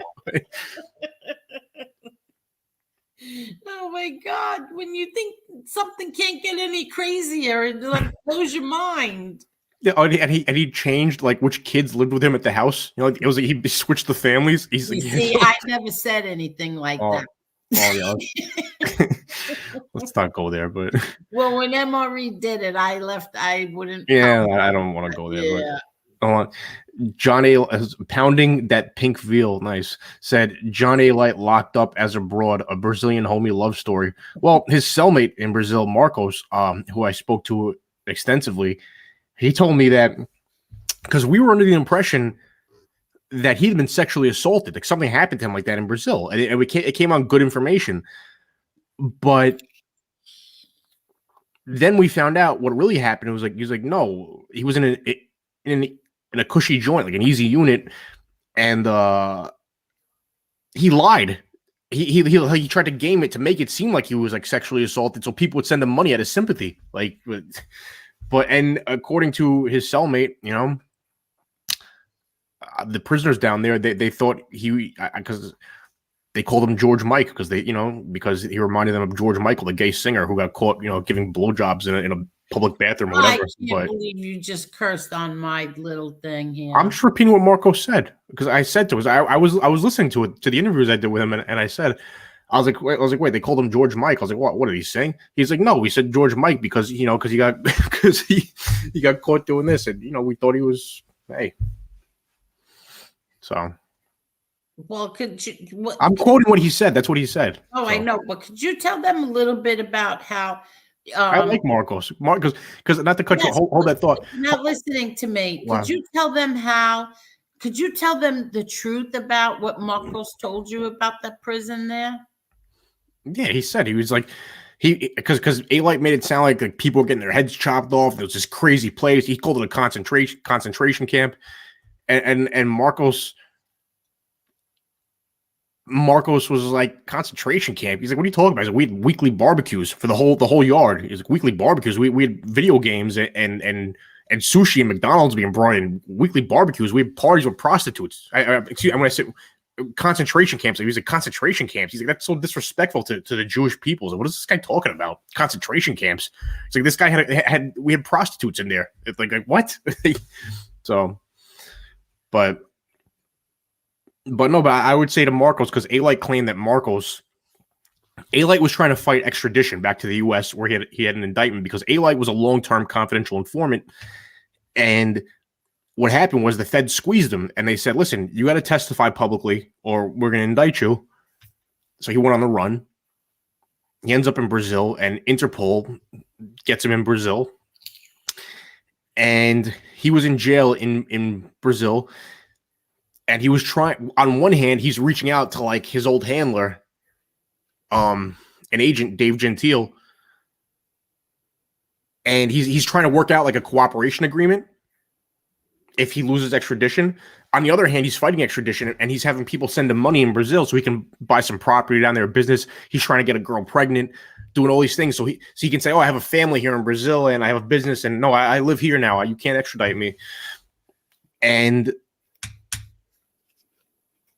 I forget what. Yeah, well, that was according to Marcos. Oh, okay. So Marcos said that so A-Light claimed so this money was being sent down, and A-Light got extradited, and the money was still in Brazil, and he's claiming that that Marcos robbed his money, like several $100,000, and Marcos denied it, but he would laugh, and I would say, listen, man, if you did rob that money from A-Light, I was like, I don't think you're a thief, I think you're a hero, and he would just laugh. Oh my God! So I hope he did get that money. So, hey. Davidson said A-Light was a snitch years before. Why was he close with an FBI agent while in the mob? He wasn't in the mob.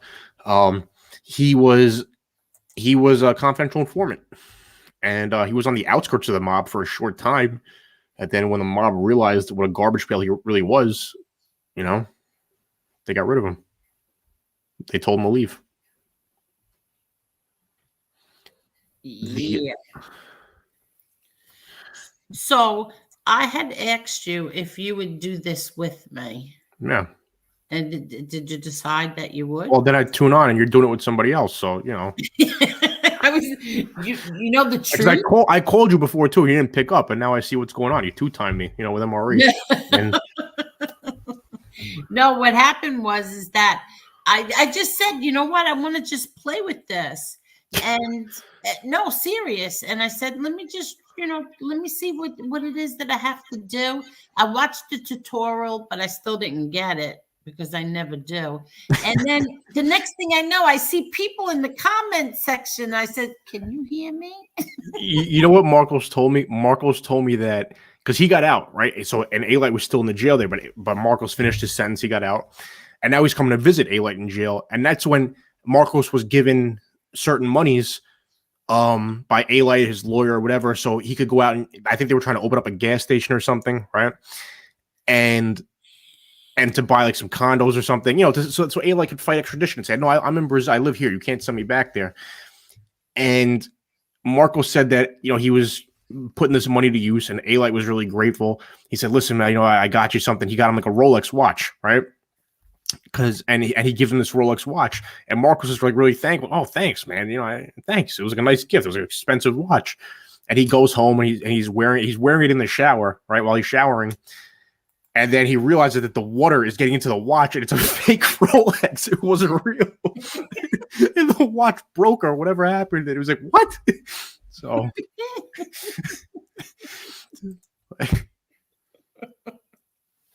Marcos is a funny guy. so can I finish my story, or you want to tell any more, Marcos? No, it's my show now. And all right, go ahead. No, tell your story. No, go ahead. The website that's on the website. Tell everyone they could go to the website and read all that. They can even see a picture of Marcos. Yeah, JohnnyLightFacts.com. And it's under the Brazil files. Marcos is on there. Right. So anyway, as I was saying before, I was just playing around, and then the next thing I know, I see MRE, and then I was asking him how to invite someone on, and then I put the link for him, and the next thing he's there. And I was so excited. So excited. My very first person was MRE. Who's better than me? Me. I knew you were going to say that. So anyway, you're going to do this with me? Yeah, why not? All right, good. And then we'll take turns. You could put one on yours, one on mine, and then you could do it, whenever you want. But you really need to come. You have to bring something to the table here, because it's like me doing all the talking so far.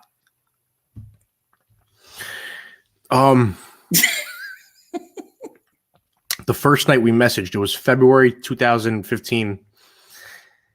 And I remember you messaged me to say, oh, thank you for the book review. And I heard you on Frank's show. And I think I responded, hey, that fucking scumbag just threatened me. And you called me dude. It's just an expression. I don't. No, Go you back. didn't. You didn't. You thought I was a fake account or something. I don't remember that. Yeah, I do. I have a better memory than you. But what I do remember is A-Light was writing because he threatened me. Why? Because I asked questions. I didn't believe him. You know, I may have called him a liar and maybe a bad name. I don't remember, but I told him a liar. I was like, "This dude, you're telling two different stories. You're contradicting yourself." And it's like, what? Then he's asking me for my address and my phone number. I was like, what? I was like, what? And I remember I thought about it that night.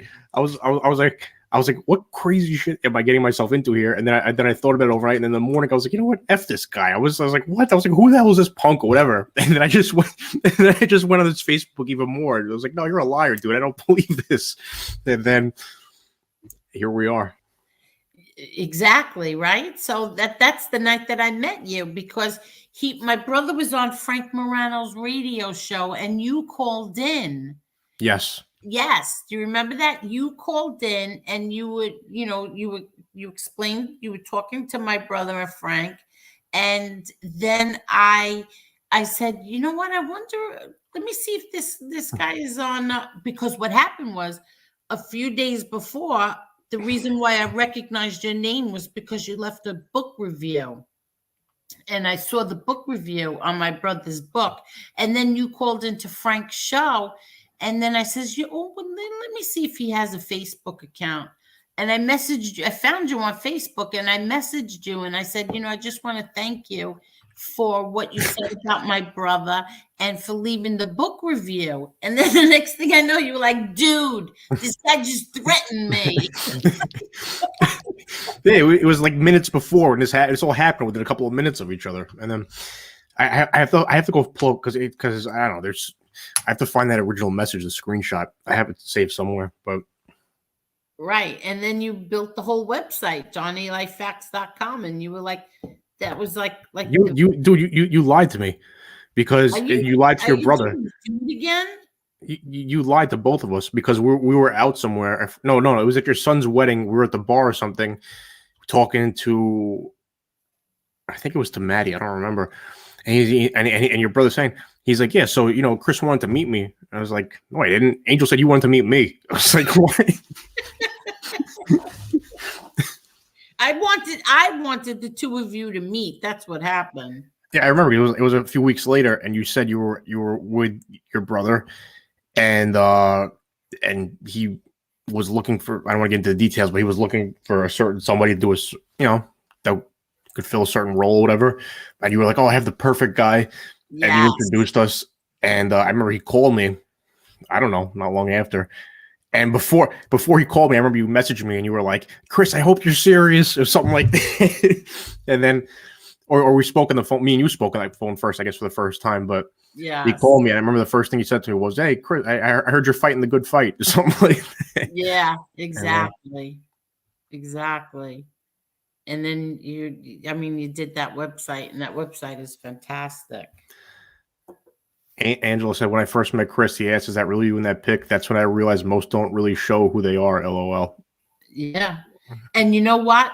Before I got involved in any of this, like before 2015, before A-Light first came on social media and all that, I could not comprehend why I was constantly being accused of, all our friends were constantly being accused of having fake accounts, because I think I joined Facebook like in 2009 or 10, something like that. And I never knew that people made fake accounts. So to finally be accused by him of everybody being fake accounts, I was like, what is wrong with this guy? There's something wrong. Angel, how many times since we met have you unfriended me or blocked me? I'm gonna guess 5. I don't remember. I'll cut it out. Don't exaggerate. Maybe 2 times. I was at least 4. No 3, way. 4. No way. No, you're such a liar. No way. If somebody had contacted, I don't want to say who, but they it was I think it was the person who we spoke about who the one we spoke about recently, right? Who you weren't happy with, but that person, I think it was that person who had contacted me once, and they said, "Yeah, Angel blocked me. Like, what's up with that?" And I was like, "I don't take it too serious. She blocks me all the time too." So That's not true. But the reason why I will block someone is that because instead of me saying something that I'll regret later, no, that's the truth.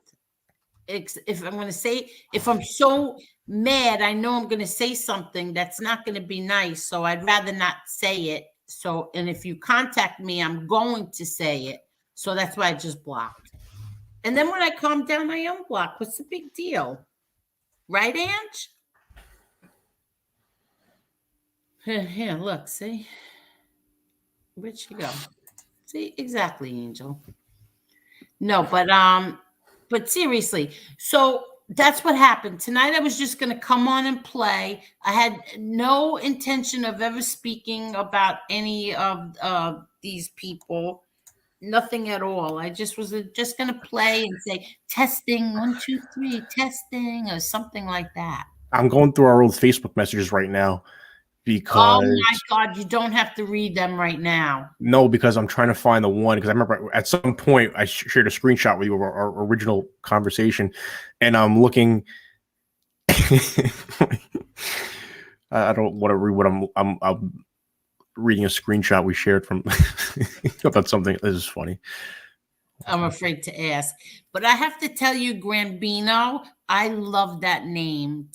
I think you got that from the night that MRE was playing Justice Tech Pros, the book, A Guilt for the Guiltless, and everybody was making fun of that like the old ladies were coming in and out of the club.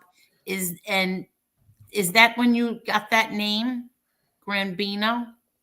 Because I cracked up when I saw that.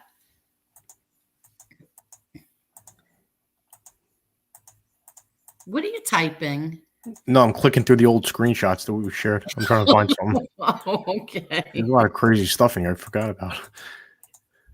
That was funny, right, MRE? That all the names that, yep, that's the night. See, I think that's so funny. The bingo parlor, that was, the comments were cracking me up, and it was a serious subject, but I didn't want to laugh, but I was hysterical with the names, with the people that the commenters were coming up with the names. It was hysterical. Do you hear me vaping? Yes. Oh, you do hear that? You need to go to rehab. For vaping? Yeah, go to 12-step program. For a vape? I'm not smoking pot. Well, you obviously have a problem, so I'm serious. You need help. First step is admitting you have a problem. You need help. What? It's not pot or anything. Angel, this is good. Hold on, this is good. I found something here. Doug Anton, that's Alight's lawyer's review of one of his books, and it's titled "Well-Written Expose into the Early Life of a Hitman for John Gotti Jr. and the Gambino Mafia Family." It says, right, what can you say about this guy? John Alight is the real deal. I mean, absolutely the real deal. I got intrigued with him when I heard about him giving gripping testimony against John Gotti Jr. at his trial in the late 2000s. Then I met the man sometime later when he was out of prison himself. His life story is insane. I read the other book, Gotti's Rule. What a dweeb this guy is. Hold on. What are you reading? What are you even reading? Do you know?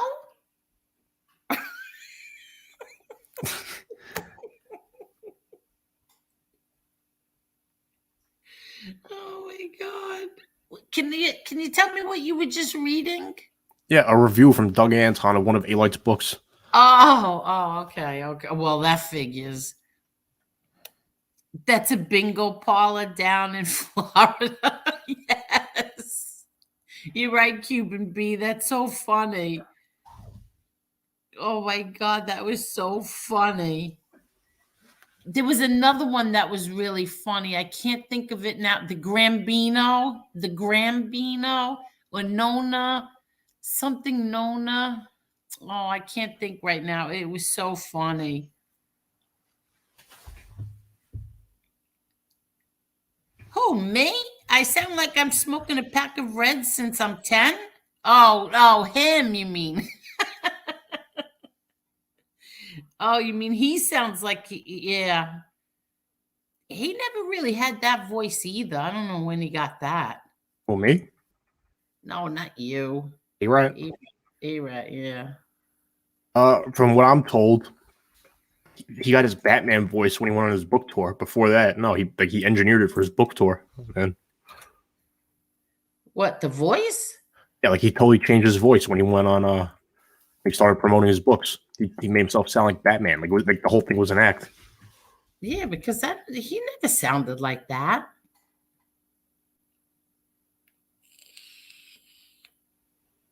Are you still looking? Look, I'm Hi, looking. cousin Paulie. Hi.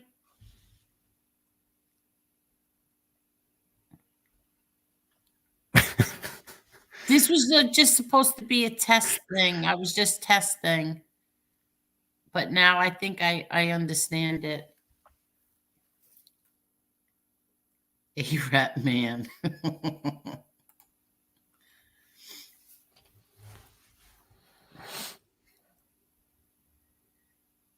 Please don't besmirch your grandpa, Batman. Thank you. I was really, seriously, I was just testing this out. And then MRE surprised me and came on. And now my dear friend who I block every now and then, Chris Kasparoza. Are you still reading, Chris?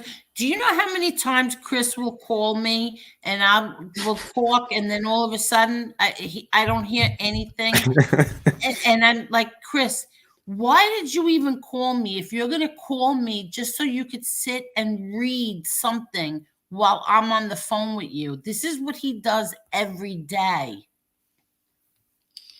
Yes, I did, and yes, God rest his soul. But I didn't come on here to talk about, like, this kind of like men's stuff, man, that kind of stuff. I came on here just to talk about, like, my family stories, about my family, and we're gonna do interviews. I'm gonna have a few women on that have a very nice like, I'm going to ask Joy to come on. I think I already did. She said yes. So we're going to see who I can get to come on. My mom's going to come on, but I'm not going to do a live with her. Chris, are you reading still? Mm-hmm. Yeah, see, this is what he does.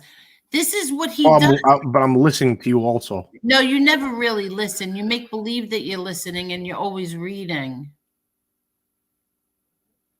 Whatever. See, what color should I paint my bathroom? Mine is this color. It's like in between like a dark beige and almost grayish purple. I don't know what color it is, but it's nice. Where do you live? Yes, the cats. Okay, let me tell you about the feral cats, okay? That's what I wanted to do. The feral cats, okay, at one time, there were 19 feral cats. And then the neighbors on my block, we got together and they would trap them, have them neutered. I'm not good at trapping because I feel very sorry for them. So I couldn't do it. I couldn't do the trapping. So they would trap and then release back by me, and I would feed them all. That's what I did. And then the hurricane came, and they were all gone. I don't know where they went or what happened. Long story short, then there were 9.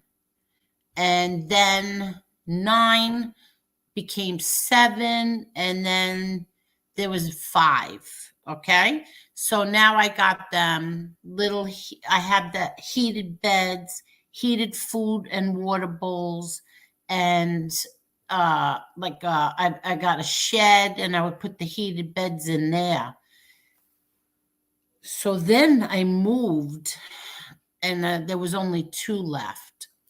So I took the 2. I had beautiful, nice cages built for them. And one got really sick, which was my favorite. He's the reason why I did all of this for all of these cats, was because feral cats will not come near you. But this one feral cat, I called him Little Boy. He would let me hold him, touch him, pick him up. He was precious. And he just died a few weeks ago. No, longer than that. A month ago, maybe 6 weeks ago. But he died, and now there's one left. And I've been feeding this cat for 8 years, and I like I said, they have heated bed for the winter.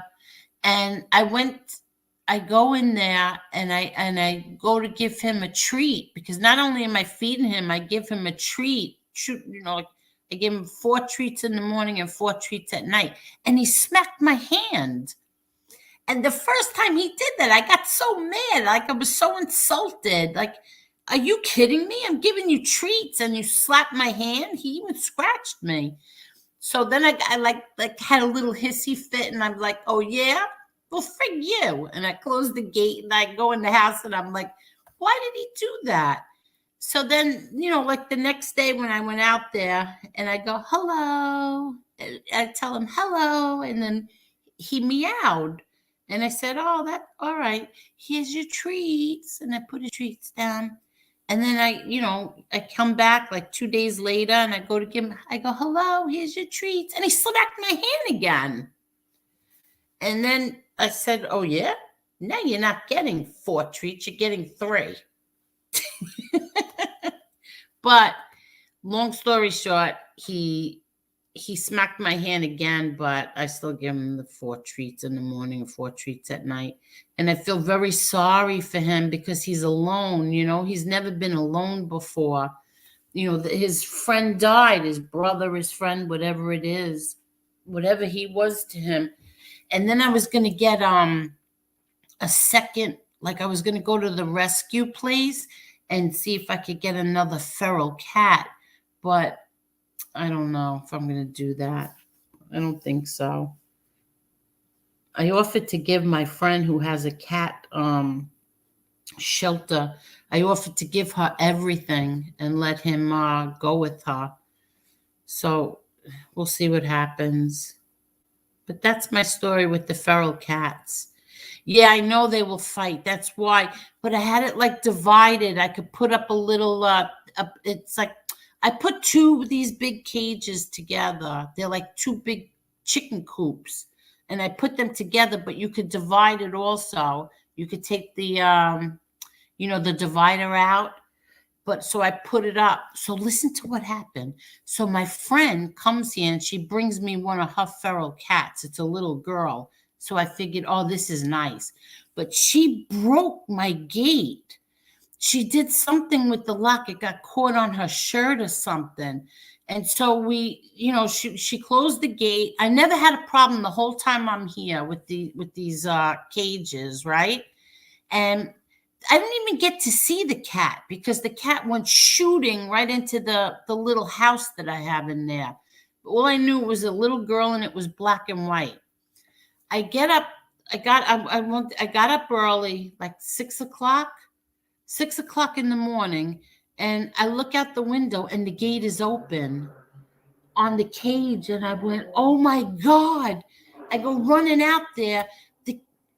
She didn't close it right, because she broke the lock.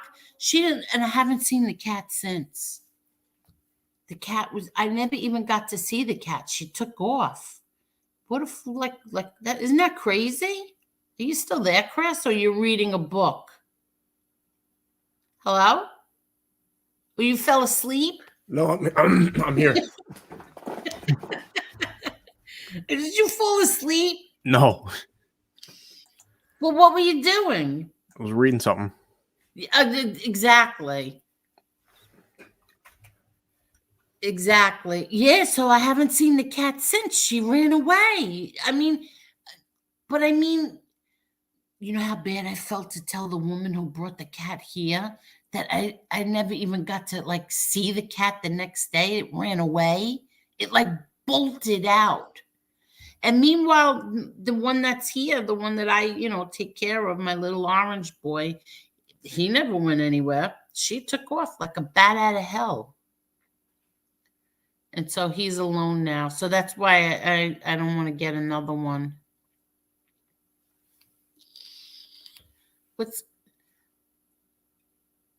Are you going to do this all the time? That's possible. I'm not sure yet. I mean, are there still people here listening to about your cats? I'm curious. How many people are still? It was like 3 people here. Well, I'm not even sure what's happening. I think there's 38. Oh. Well, it's better that they listen to about the cats than listen to you breathing, reading a book.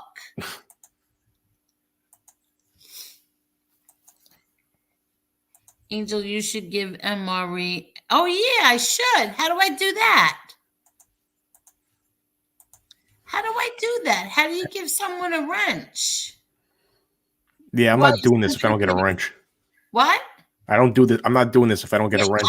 Well, first of all, I didn't say it was giving you a wrench. I don't even know how to give wrenches. But I don't see anybody getting disrespectful. You found my kittens in a hole in my neighbor's backyard after they were born. My 15-year-old border collie, Wheezy, helped. Oh, I love that. That's so nice, Andrew White. I love that. Oh, yeah, but I don't care. How do you do that? Oh, here. Oh, no, it didn't work. Where'd you go? You keep moving. No, it only says put user in timeout or block user. I don't know how to do that. You know what? I'm allergic to cats. How's that, MRE? I'm allergic to them, but I love animals, and I could never see any animal go hungry or be cold and stuck outside. I can't see that. And I have, like I said, I have 4 dogs here. The big dog, Cane Corso, was in Brooklyn by my mother-in-law.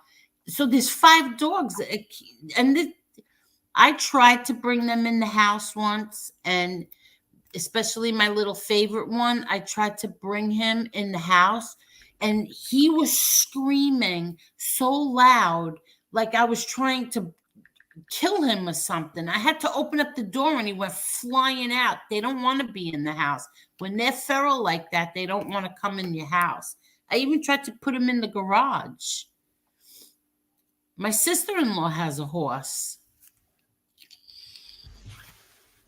And I don't know how to do this. Where is this?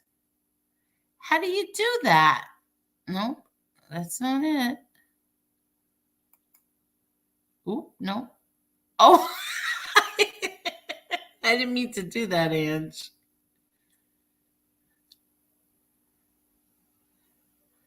Wait, I have to figure out. I have to figure out how to do this. It's not telling me. It's only saying put user in timeout or block user. That's all it's saying. It doesn't say give a wrench. Are you sure your cat ran away? Maybe an owl got him. Oh, no. No, I don't think so. And you have to see, my next door neighbor has chickens. He has chickens. And Chris is still reading. Chris, you have anything you want to talk about? What are you reading? Me? Yeah, what are you reading? I'd rather not say. Oh, all right. Start with pliers? Are you kidding? Yeah, my sister-in-law has a horse. And they are a lot of work, really a lot of work. Let's see, where did the inch go? Oh, nope, that's not it.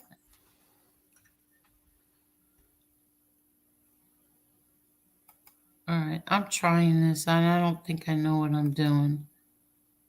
It's only giving me 2 choices, and that's it. I'll figure it out.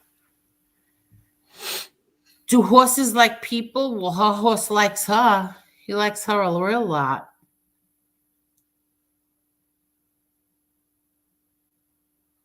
Did he really? He froze him?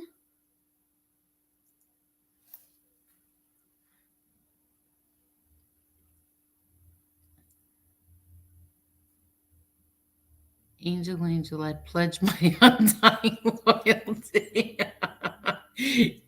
Ramonda, you are funny. I'll give you that much. You are so funny.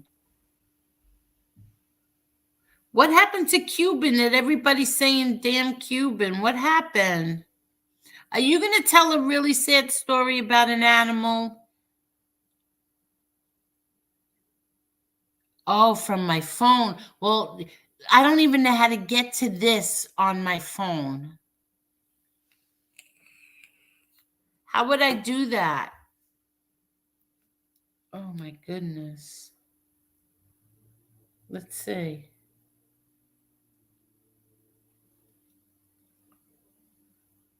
Oh, look, I'm here. Let's see. Oh, okay. Okay, so I could do it on my phone. Oh, look, I'm here. Uh-oh. Let's see. Oh, okay. Okay, so I could do it on my phone. Oh, look, I'm here. Uh-oh. Let's see. Oh, okay. Okay, so I can do it on my phone. Oh, look, I'm here. It says add moderator. Is that what I could do? Let me try. It says add moderator. Is that what I could do? From YouTube, you can mod people. Add moderator. Is that what I could do? From YouTube, you can mod people. Okay.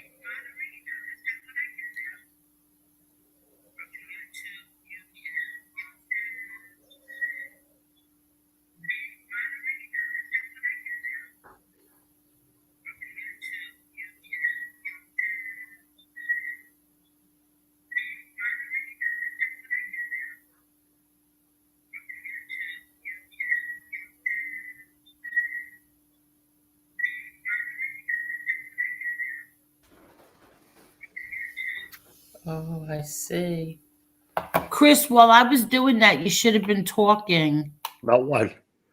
I don't know. Talk Who's to this them. clown? Angel, I pledge my undying loyalty salute. Is that the real guy, or is that like No, he's not the real guy, but he's very funny. He starts trouble though. He starts a lot of trouble in the chats. But he's really funny. But I think there's like, is there only one or is there a few of you? there's only one of me? No, I know there's only one of you, but there's a few of Ramondis.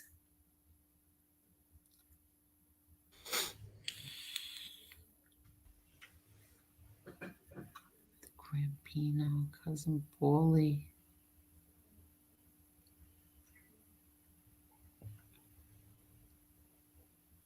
Okay, so you don't have anything else to say. You're just going to read. I could see you're not going to be a very entertaining co-host. Listen, I'm going to let you handle this one. I gotta do some work right now, but you have a good night, okay, Angel? What? You're supposed to be here. I got things I got to do. All right, goodbye. All right, good night, everyone. Good night. Okay. And Marie, are you only kidding that your grandfather had a horse frozen?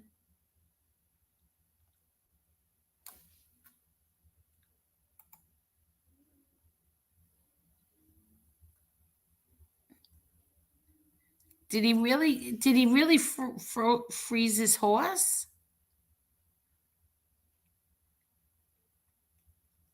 Oh, the dog. Oh, the dog was frozen. I saw that once on TV. I saw on a show, The Shahs of Sunset, and Mercedes. She froze her dog because he died, and she put him in the freezer. But she was just doing that until she could get the nerve up to part with him. Freeze the dog. He would drink it.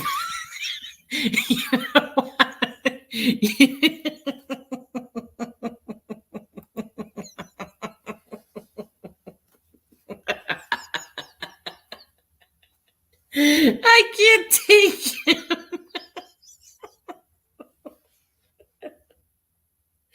And Marie, you are crazy.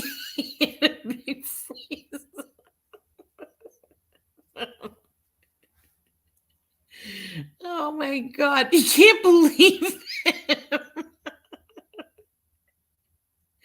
Is that true?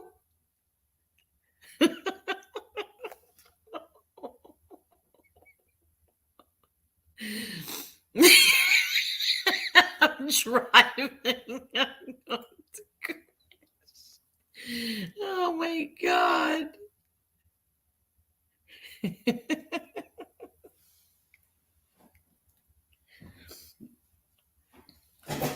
Oops, sorry.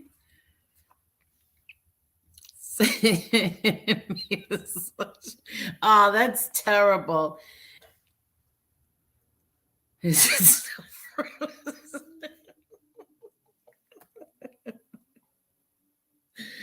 Oh God. He was on. If he wants to come back on, I'll let him back on.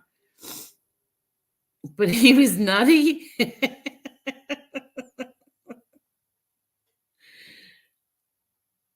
Oh, that's so funny.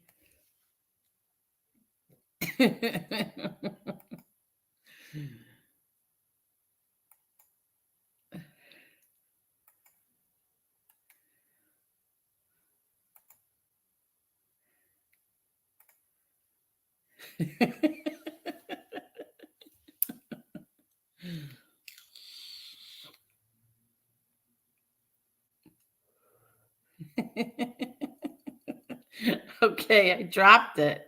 Did I do it right? I think so. Yeah, I know. Yeah, no, that's a true story. Are you kidding? No, actually, my great uncle, he was a hard worker and stuff, but he used to drink a lot, right? And he used to drink hard, like I believe it was scotch. I don't know what it was. He used to drink it at night. But this was before my time. But the whole family knew about it. Well, he had a German Shepherd that he loved. He loved it to death, right? The German Shepherd dies.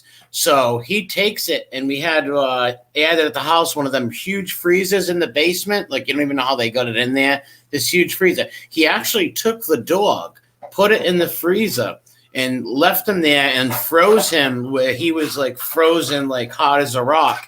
And what he would do when he would come home from work at night, not every night, but a couple nights a week, he would come home from work and he would drink and watch TV with his scotch and pet the frozen dog. He would take it up from the freezer in the basement and he would stand him there or lay him up against the couch, whatever he did, and he would pet him.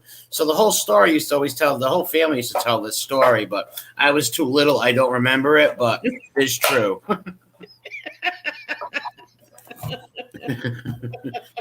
Froze the dog. And I believe I think they had him frozen for about, he used to bring him up and pet him for about 5 years. I believe the dog was deceased and he would be petting the dog, and the dog, it was bizarre. The dog was, they said he was so frozen where he was like a brick. because I asked questions. I was like, well, didn't he like smell or he unfreeze or like, no, he was as frozen as a brick, and he even like made his mouth shut and everything. And it was bizarre the way they explained it. But yeah, he was in the, I believe he was in the Korean War or something. He was a little nutty, but yeah, he loved that dog so much that he froze him. Listen, normally. No. Yeah, he actually froze the dog. Normally, I would be like, "Oh my God, that's so sad." But with you just never know. When I tell people that story, they're like, "Wow, you got a weird family. Why would someone do that?" I'm like, yeah, he was a little nutty. He was. He died when I was little, so I don't remember much about him. I remember him like yelling and throwing things outside and funny things like that. But I don't remember the dog or nothing. But I remember my cousin, because after he passed away, my aunt and stuff evidently got rid of the dog from the freezer. And they used to always tell me, we'll throw you in the dog freezer. They used to like scare me when I was little. We're going to put you in the dog freezer. And when we play hide and seek, I'd always be scared to go near the freezer because I could taste the dog in it. Oh my God, my stomach hurts. What was the dog's name? Princess, I believe it was. It might have been Princess, or I forget the name of the dog because I wasn't even around. So it was an ice princess? Literally frozen. Like like I said, the dog was dead for like at least for 4 or 5 years, 6 years, something like that. And he would bring the dog. He would go in the basement and bring him up and watch TV and pet him and then put him back in the freezer at night. Oh my God, my stomach hurts. And there was 2 freezers because one of the freezers my aunt actually put food in, so she didn't put food in that one no more after the dog. Because I asked all these questions to my family, like, wait a minute, how did she where'd she put the meats if the dog was in the freezer? Is this the aunt that lives in the house now? No. Okay. This aunt's all deceased too. They're all deceased, these ones. Oh, okay. And this aunt that's in the house now, she's not nice?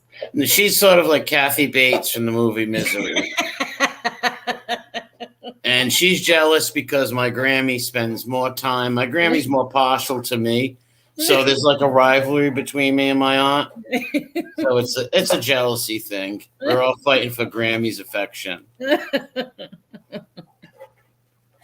I love living here with them. You what? I love living in the basement here with my grandmother and my aunt. I'm sure you do. Imagine like they froze me or threw me in the freezer. Oh my God. Because I was, when I first heard that story, I thought, didn't they get a taxidermist or something? When I got older, I learned about taxidermy. I was like, why did they? He's like, no, he just froze him. I'm just like, wow. Like I wouldn't have believed it if it wasn't my family. I wouldn't have believed this story. I'd be like, no way. Like, why would someone do that? Oh, but he was nuts because he used to hammer his right. What he used to do to his brother was lock him in the door by nailing big spike nails in the door and lock him in the door. He used to do that to his own brother. His brother was an old guy too that lived with him, and when he would get mad at him, he would lock him in his room by nailing spikes into the door because he would drink and they would argue and stuff. Wait, what? Yeah, my same uncle who froze the dog, he would fight with his brother. I'll tell you the brother, and this is a true story. He was like a half of a Ricky Yoon, so he would make fun of him and say, put an apron on, do the dishes. He would call him Hazel the maid. They would crack jokes, and then they would get violent and start fighting. I never seen this. I wasn't around. This is family stories telling me. Yeah. So he would chase him and yell at him, and the other one was very flamboyant, in those times he was picked on and stuff. So he would nail him he would get hammers and nails, and we'd run in the room and hide from him. He would nail the door shut. Sometimes he'd have to go out the window and sleep at people's houses. Really? And then they kicked him out. Yeah, true story. Yep. He almost killed him one night. They said, like, this is when I was little, but throwing hammers at him and stuff. Oh my God. Yeah, because like I said, he had a vicious alcohol problem, and he was in the war.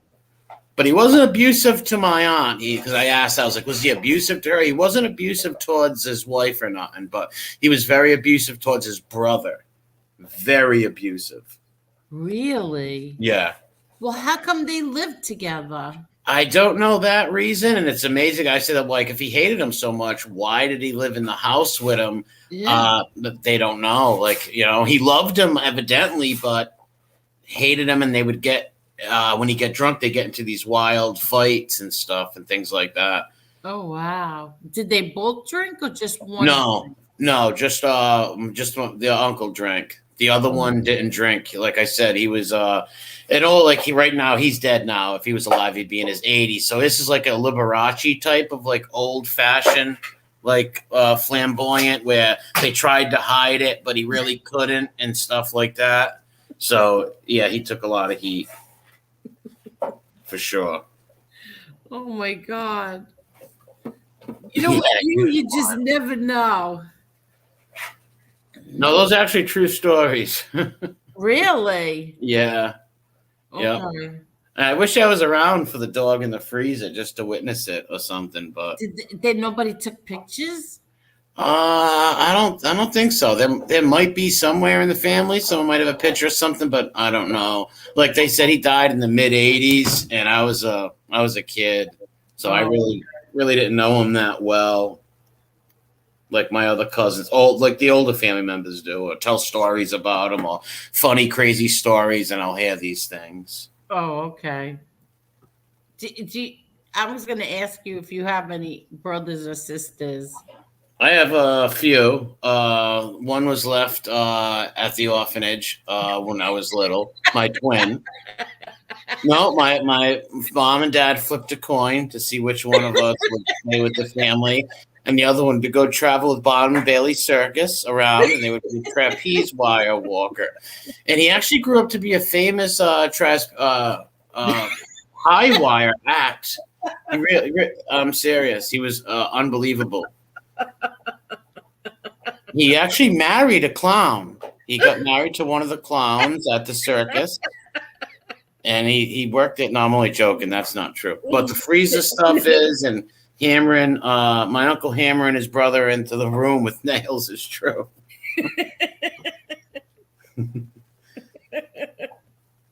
I love the way you laugh. It cracks me up.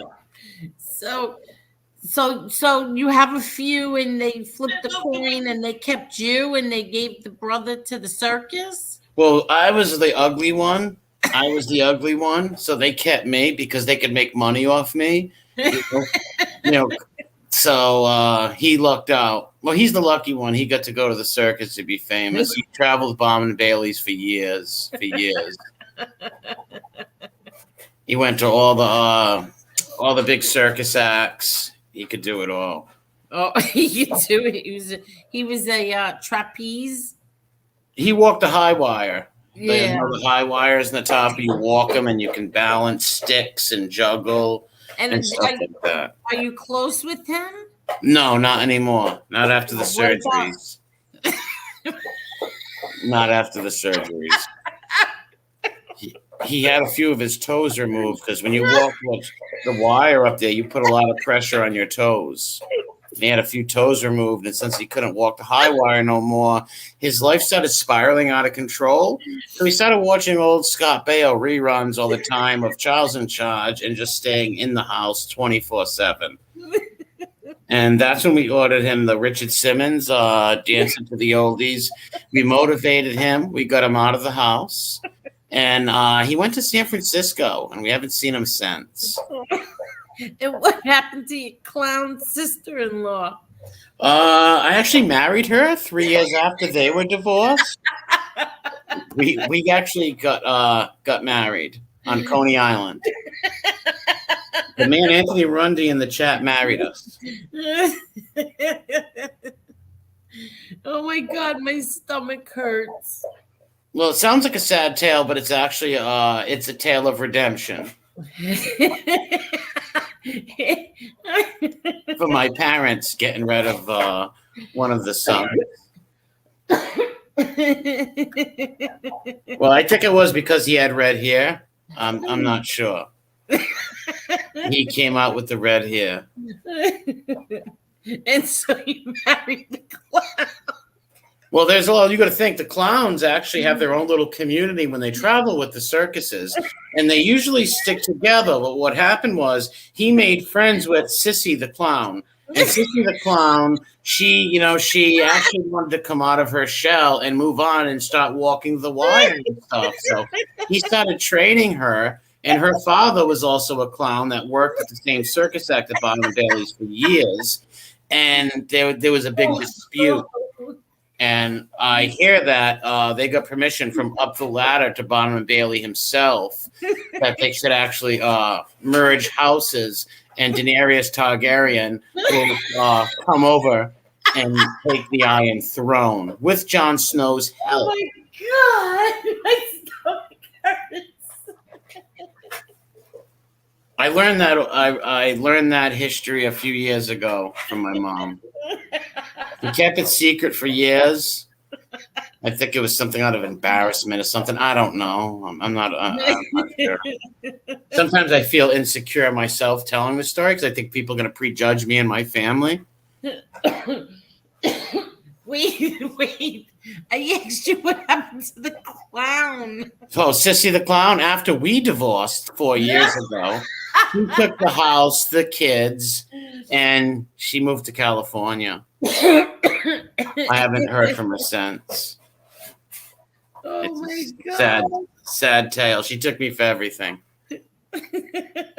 Took me for everything. That's why you're in the basement? Exactly. That's why I'm here in the basement at Grammy's with my aunt. I live in the basement. I got my own little dwelling down here, me and my dogs. I work off the rent. I don't work at all. I work it off around the house, cutting the lawn, taking the garbage out, stuff like that. Oh, you're such a good boy. Well, it's hard work, especially when I have a vindictive, jealous aunt, watching over me, watching everything I do, informing on me, taking notes. About 3-4 weeks ago, when my grandmother went on vacation to Utah to see my uncle, my aunt had total control of the household. She was Reichsführer in the household, and she was really bullying me, not letting me go on the internet and stuff like that until my grandmother came home and things went back to normal. Well, how did she not let you get on the internet? She controls the Wi-Fi, and I have to ask her before I go on the internet. It's her house. We're very old-fashioned like that, so I have to be very respectful and ask everything I do, even if I get a drink of water. So have you heard from the clown wife, sister-in-law? No, she actually married Charlie Sheen's butler out in California. She married Javier, who was Charlie Sheen's butler when he was doing the movie Men at Work with his brother Emilio Estevez. Met him then, actually on the set of Men at Work, when they were taking out the trash and bowling and stuff. He met Sissy. They moved in together. And I don't think Charlie Sheen has any contact with them at all, though. Is she short or tall? With the stilts or without the stilts? Because remember, Sissy was also a stilt. She used stilts as a clown. That was one of her specialties, and juggling. And she could also eat a fish and throw it back up. And the fish would be alive. I'm telling you, listen, the fish would be alive. It wouldn't be harmed. Steve-O did it also from Jackass. She was a remarkable woman. She really was. But, she didn't see the best in me. And maybe I should have tried a little harder and really thought about her feelings and thought about her ambitions and pursuing a professional clown career. She was a great clownist for years. So I think she thought I was taking the spotlight from her, sort of like she explained it to me. It was like Sonny and Cher breakup, sort of, minus the violence and the cocaine. And she took little Chastity away, and they left. Years later, little Chastity becomes Chaz. I took it hard. I took it really hard. Did you ever think? Did you ever think of writing a book?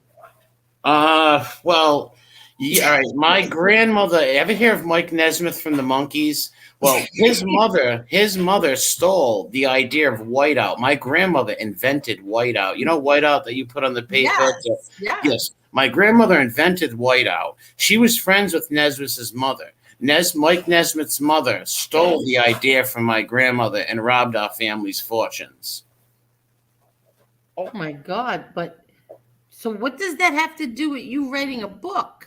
Because it goes back to if the whiteout thing would have worked out for my family, my book career would have been very successful. I could have wrote about the Lost Boys. I could have wrote about anything I wanted. I could have went anywhere in the world. I could have been to Alaska, South Dakota, and back. But I'm really stuck in the basement. But I could write a book about living at grandma's house and being a 40-something-year-old adolescent on YouTube, screaming and yelling like a child. At rats? At rats, yes, screaming at rodents. Yeah, but you don't you want to like write a book about you and Sissy? Well, no, it's a touchy thing. Every time I think about Sissy, I think about our wedding night. I think of all that. It brings back terrible memories and a pain that's deep down inside. And many years aside, I've been to my therapist over the last 7 years over this. It's been grueling. If you could talk to my therapist, oh boy. But I forgot. Did you say she was short or tall? Well, she is short, but she can walk with stilts. So she can walk with 8-9 foot stilts. She did it for years. She started this when she was 3-4 years old. Her family were a famous clown act that worked for Barnum and Bailey since the inception of Barnum and Bailey's. So they were like literally grandfathered in. So they go way back. Like the people that are coming over from the Mayflower, they were the first clowns in Barnum and Bailey's circus. So there was feuds like the Hatfield and McCoys with other circuiteers and other circus members. But they always stuck it out and stayed loyal to Barnum and Bailey's. Do they drink? What do you mean? Drinkers? Like, are they are they drinkers? Oh. Well, carny people and circus people are different. They're different. Circus people and carny people are the kind of people who travel around with the festivals and put up the stuff and like rip people off basketball hoops with small little rims and big basketballs so they never go in the hoop.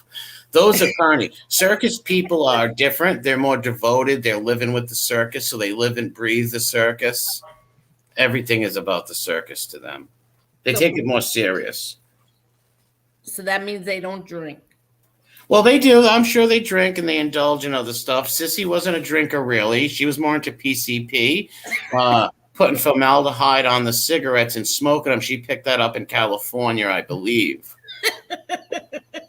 I couldn't deal with the smell in the house. It was terrible. And especially when Junior, my son, started inhaling he starts inhaling this stuff, and then a few weeks later, he's got a thing growing on his ear, like another piece of skin growing on his ear. We thought it was the third ear, and we were kind of nervous. We thought about maybe trading him to Coney Island and maybe getting some other child in return. I stuck it out with Junior, and now he's a shortstop for the Mets. And I'm pretty proud of him, even though he won't talk to me. He calls me a bad dad, an absentee father. But you're going to think it wasn't my choice. This is Sissy's choices, not mine. What was he growing on his ear? Yeah, it was, I would call it it looked like a pinky, like a little pinky, the tip of your pinky. Was sort of grown out, and I blame Sissy for that, for her PCP use with the formaldehyde, the kids inhaling it, and then I started noticing a little growth of a pinky on his ear. I didn't know what to do. I rushed him to the vet immediately. Rushed him right to the vet. Says he didn't have insurance. She lost her insurance, and she left Barnum and Bailey's. Went to California with Javier. Javier didn't want to put up the money. He didn't want to do it. Oh my God. So I would say the last 7 years have been pretty troubling. But that's why my grandmother's my support system. She's there for me. Does Javi now? Your son's name is Javier. No, Junior, just Junior. Oh, so Junior. Yeah, we call him Junior. Does Junior talk to your grandma? Since he's been playing shortstop for the Mets, no, he doesn't have contact with none of the family. He wrote us all off. He's just in contact with her clown side of the family. They get together every year for a Bottom and Bailey's reunion. I'm not allowed, of course. So they go there and they juggle and do all fun things without me. And I just get to sit here alone. And I just think that, why did this happen to me? And why am I so unlucky? And I just want to just get back to the way I was. Me and Sissy running through the tiger pits, dreaming about the next trapeze act. Stuff that I really dreamed of accomplishing when I was a child that I could never accomplish as an adult. Since the accident, that's the only thing that holds me back. A tricycle accident that happened on a hill in 1984 that I really don't want to get into. But things are looking up in the last 7 or 8 months. That's not the one where your arm fell off, right? Yeah, well, yes, it didn't technically totally fall off. It was dangling. There was a few pieces of tendons that it was dangling on, but the doctor put it back together. But it's kind of I wouldn't want to use the word deformed, but it looks weird. It looks very weird. I usually wear capes. Now I'll just wear a cape so you really can't see my arm and stuff. And when people ask me, why do you wear a cape? I tell them that I work at the Renaissance Fair. Because my new religion is 1600. It's called 1600 lifestyle, where I dress up like I live in the 16th century, and I just 16th century everything, shoes, the whole nine. Oh my God! And I'm really, you know what? They really accept me there. I will say that. Oh, they do. Yes, they do accept me. Unlike the circus did. Unlike them, they accept me. I didn't know that you wanted to be part of the circus. Well, I did because, I thought Sissy needed to follow her ambitions, and I wanted her to rise up to be a clowness. I wanted her to be one of the best clowns that she could be. And I just wanted to support her and be there for her.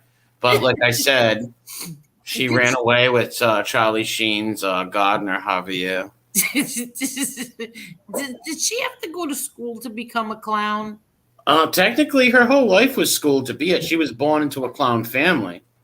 Oh, okay. So she didn't have to go to She school. was born in technically born in the circus, well, at a hospital, obviously. But as soon as she was taken home, she grew up with the circus. She was learning she could ride a unicycle like no other, let me tell you. When I say her unicycle skills were out of this world. Out of this world. She started that at a young age. And she could eat. She would put fireballs in her mouth and spit them out, and fire would appear. Amazing trickster. Also into magic. Yes, also into magic. And were her mother and father clowns also? Yes. Second generation clowns on her mother's side, first generation on her father. First generation. Very talented people. I must say the in-laws were very talented, but they had, I would say they had a prejudice against me from the first moment they saw me. I think it was my arm, because I couldn't perform like the other people. I couldn't juggle as well as the others.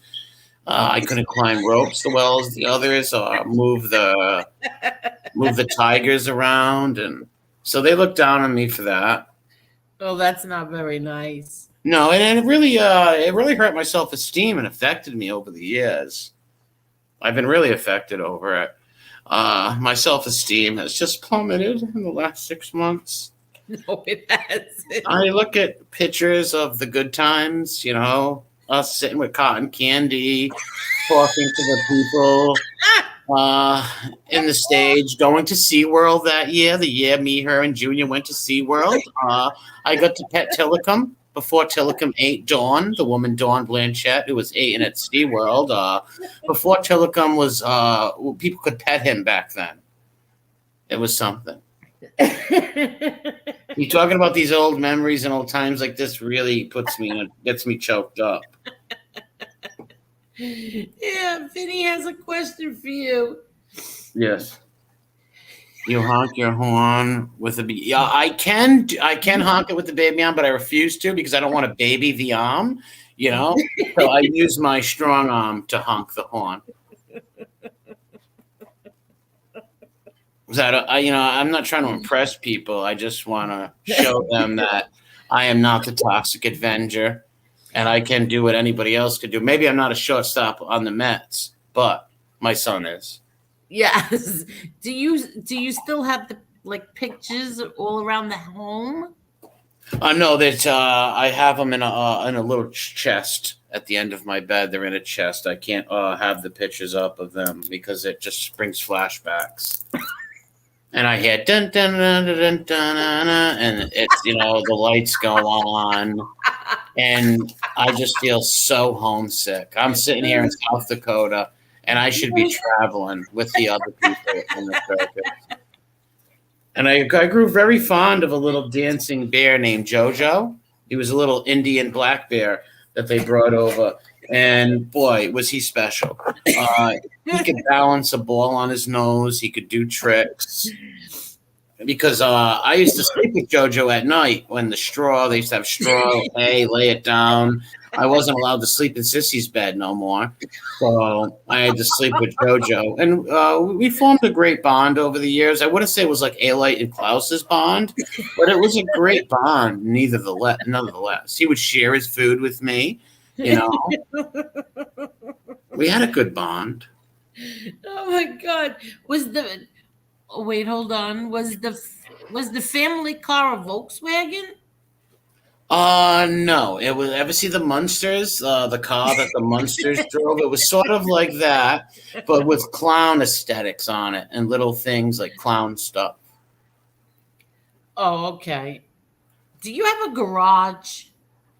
No. We have. It used to be a garage. Now it's technically like a halfway house. I'm being serious. It's like technically a halfway house now for some of the cousins and people like that in the family who've had some troubles.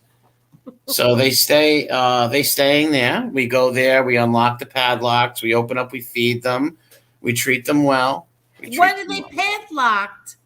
Oh, because they have some problems with they have head problems, and we don't want them biting anybody. We don't want anyone getting bit. There's rabies, there's saliva, and God forbid somebody gets bit. You need a tetanus shot. Then I got to drive my grandmother's car to the hospital, and I got to put the gas money in. And I just feel like they kind of use me a little, like make me do the brunt of the work. It's mostly my aunt behind pushing everything, lies to my grandmother about stuff I didn't do. Like, look, Joey didn't cut the lawn. He didn't wash the floor, stuff like that. Who does the cooking? Grammy. Oh, she cooks. Okay, that's good. Yeah, cooks good Italian food and stuff like that. Oh, okay. And who does the cleaning? Me, of course. Me. Yeah, I'm like Cinderella in the house, literally. I'm Cinderella in the house. Why do they do that when you have a little baby on? Because, believe it or not, that little baby on there's a reason why. Because you see how if you have a regular arm, your arm can't fit into certain crevices and certain spots. With my little nub, I can get into those crevices and certain spots that a regular human being can't. So it can be very effective. No, that's true. But how do you clean the toilet bowl? I usually use my hair for that. I have long hair. I'm a heavy metal. I used to be in a heavy metal band back in the 70s. So I usually just use my hair for that and then bleach it. MJ wants to know how many clowns can you fit in your car? It depends which day we're talking about. Carpool day? Are we carpooling? Or am I just going to the circus alone? Am I picking people? It all depends. It all depends. When you row a boat, does it go in a circle? Yes, it does. And I was in Fenway Park with a football helmet waiting for the Bruins to appear. It never happened. I will say that. I must say that. So I thought about going to Shea Stadium, waiting for the Jets to come out. And I was still waiting for a long time.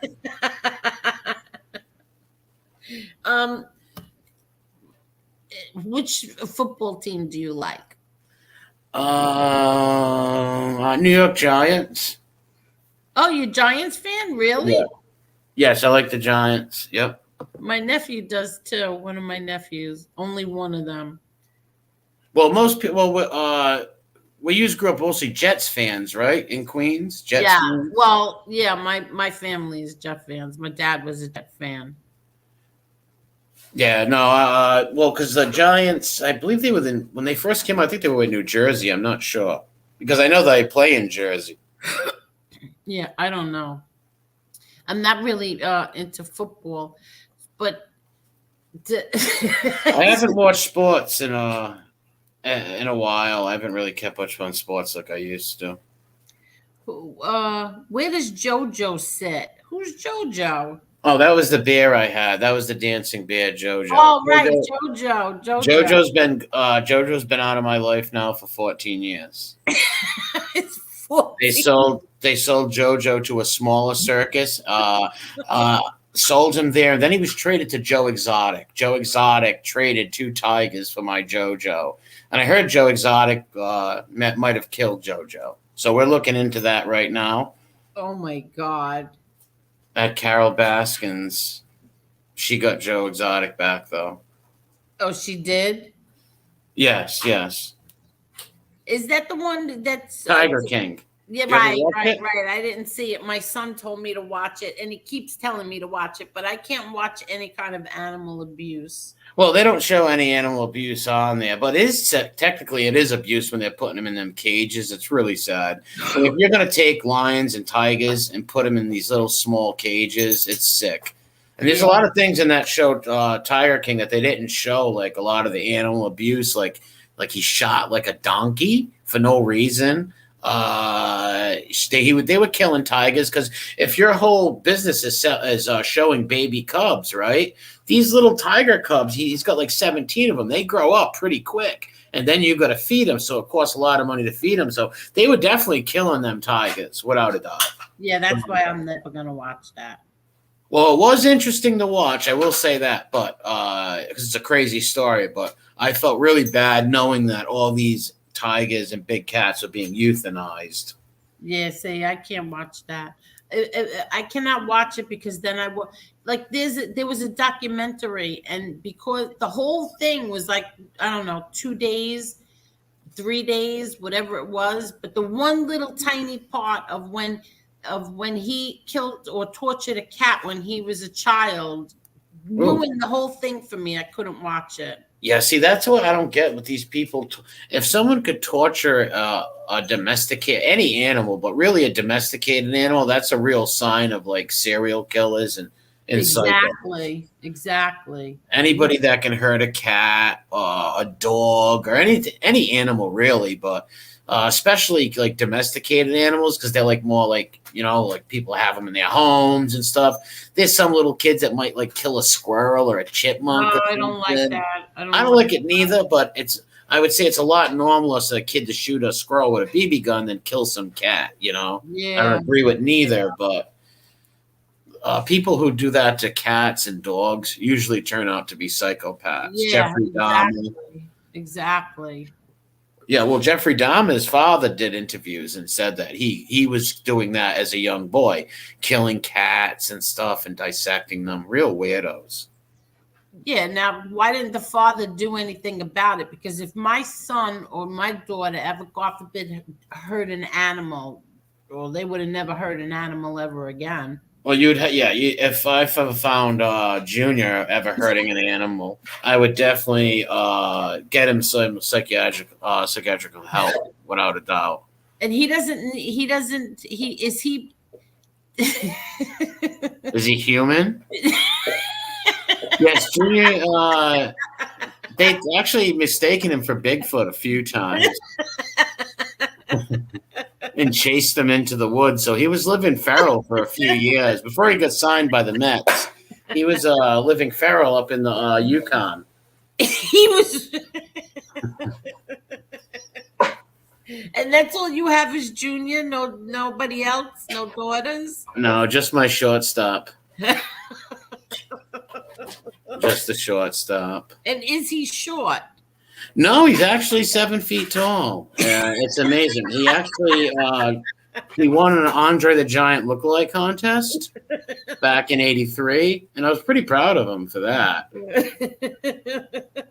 But he has an amazing athletic skills on the diamond, so he's probably one of the best top premier shortstops in baseball right now.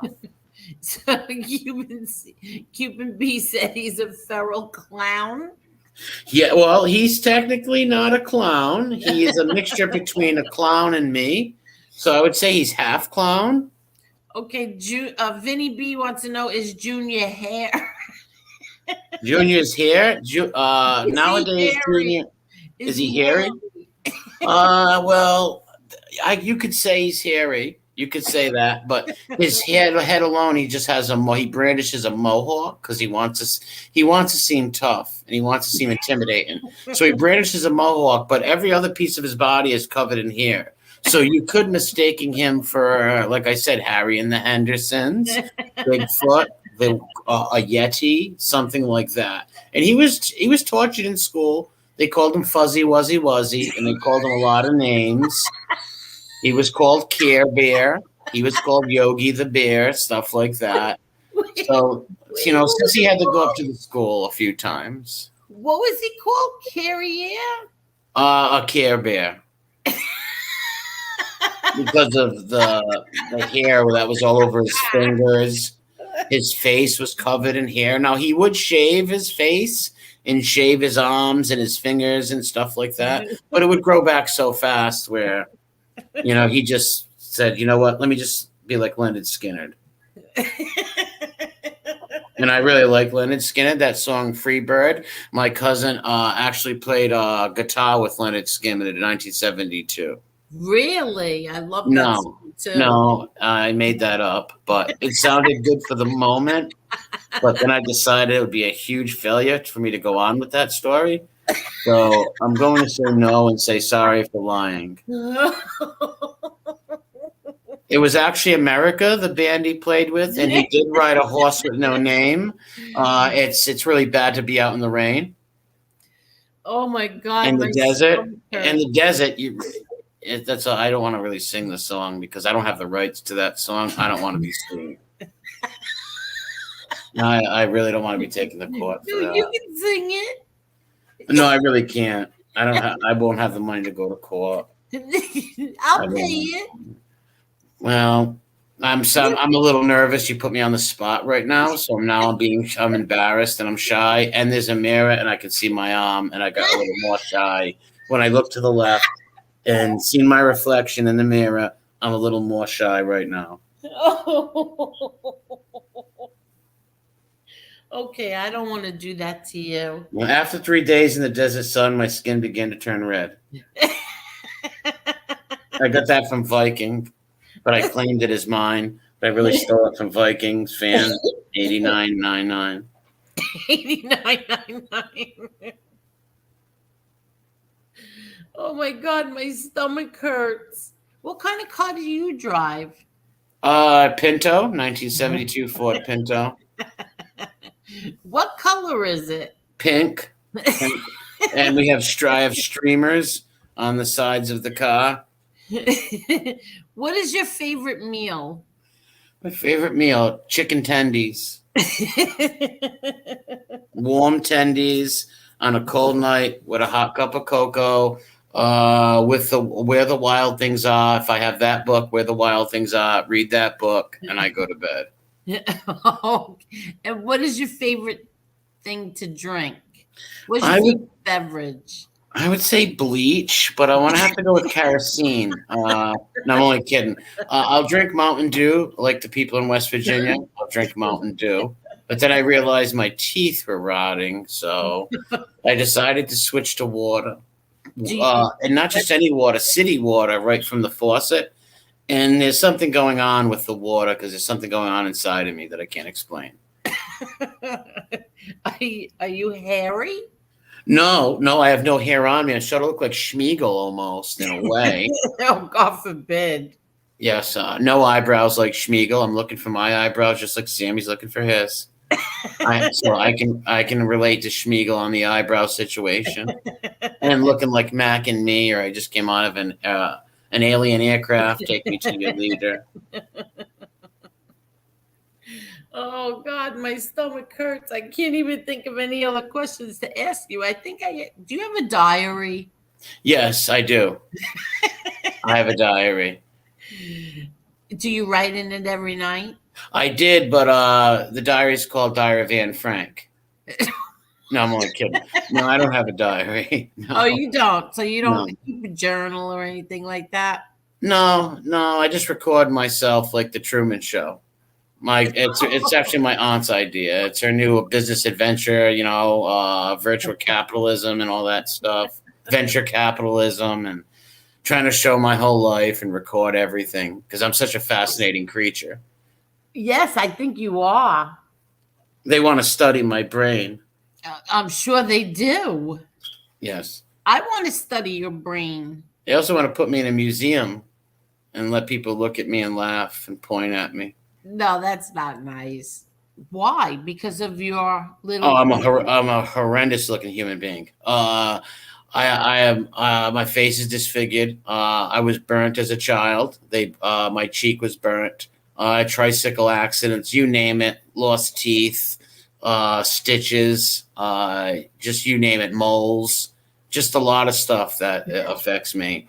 And the reason I don't show what I look like because I'm so horrendous looking. But I came to terms with that though, and I gotta thank Sissy for that. If it wasn't for her, with the truth serum and stuff, and bringing me to realization of what I look like and who I am, and what a worthless human being I turned out to be in my life, I wouldn't have got past the 7 years. I wouldn't have made it through the 7 years. So did you ever think of getting married again? My grandmother is looking. She's right now asking a few of her friends to set up like an arranged marriage. She has some friends that are Mormons, so she's trying to set me up with a Mormon marriage, or maybe an Amish marriage. I was going to marry an Amish woman. And she's very cheap to take care of. Very cheap to take care of an Amish woman. Yes. Won't cost me much. No. But I don't think you can curse. No, I won't be able to swear. No. So that would be a big problem for me. Is the battery in your fire alarm dying? Yes, it is, and the whole house is going to explode. We don't take care of things over here. The house has been run down ever since Grammys went on her drinking binge a few weeks ago. So the lack of stuff in the house is really getting bad. I'm actually feeling really emotional right now. You have to take care of things like that. You have to either. I can't reach my arm. I have a problem with my arm. I can't reach. I can't reach it. And I can't even use a step ladder because I have this thing called dizzination. If I go 3 feet in the air higher than what I am, I get dizzy and I fall. And then I can't get up for a little bit. It's called dizzination. I'm very sorry to hear that. I can get through it. I've been fighting through it for years. I'm a very strong person. I was thinking about giving speeches and stuff to people with dizzination and going around the country and touring. I was going to write a book about it, Dizzy is as dizzy does. I'm just not sure which direction I'm going to go with it. Comedy or horror? I don't know because, my life is just both comedy and horror. Oh my God. After I put this snub nose 38 in my mouth tonight and pull the trigger. Oh, God forbid. I'm joking. No, I know. God forbid. Yeah, I don't want no people out there to think I'm joking about suicide or nothing. No, I know. You would never joke about that. No, I'll joke about the way I look and stuff like that because I'm really one ugly person, but I can't help that. God made me ugly, so I thank God. No, I don't believe that. Oh, you would if you seen me. Trust me. Me and Jimmy Cheeks could go trick-or-treating together. I don't believe that.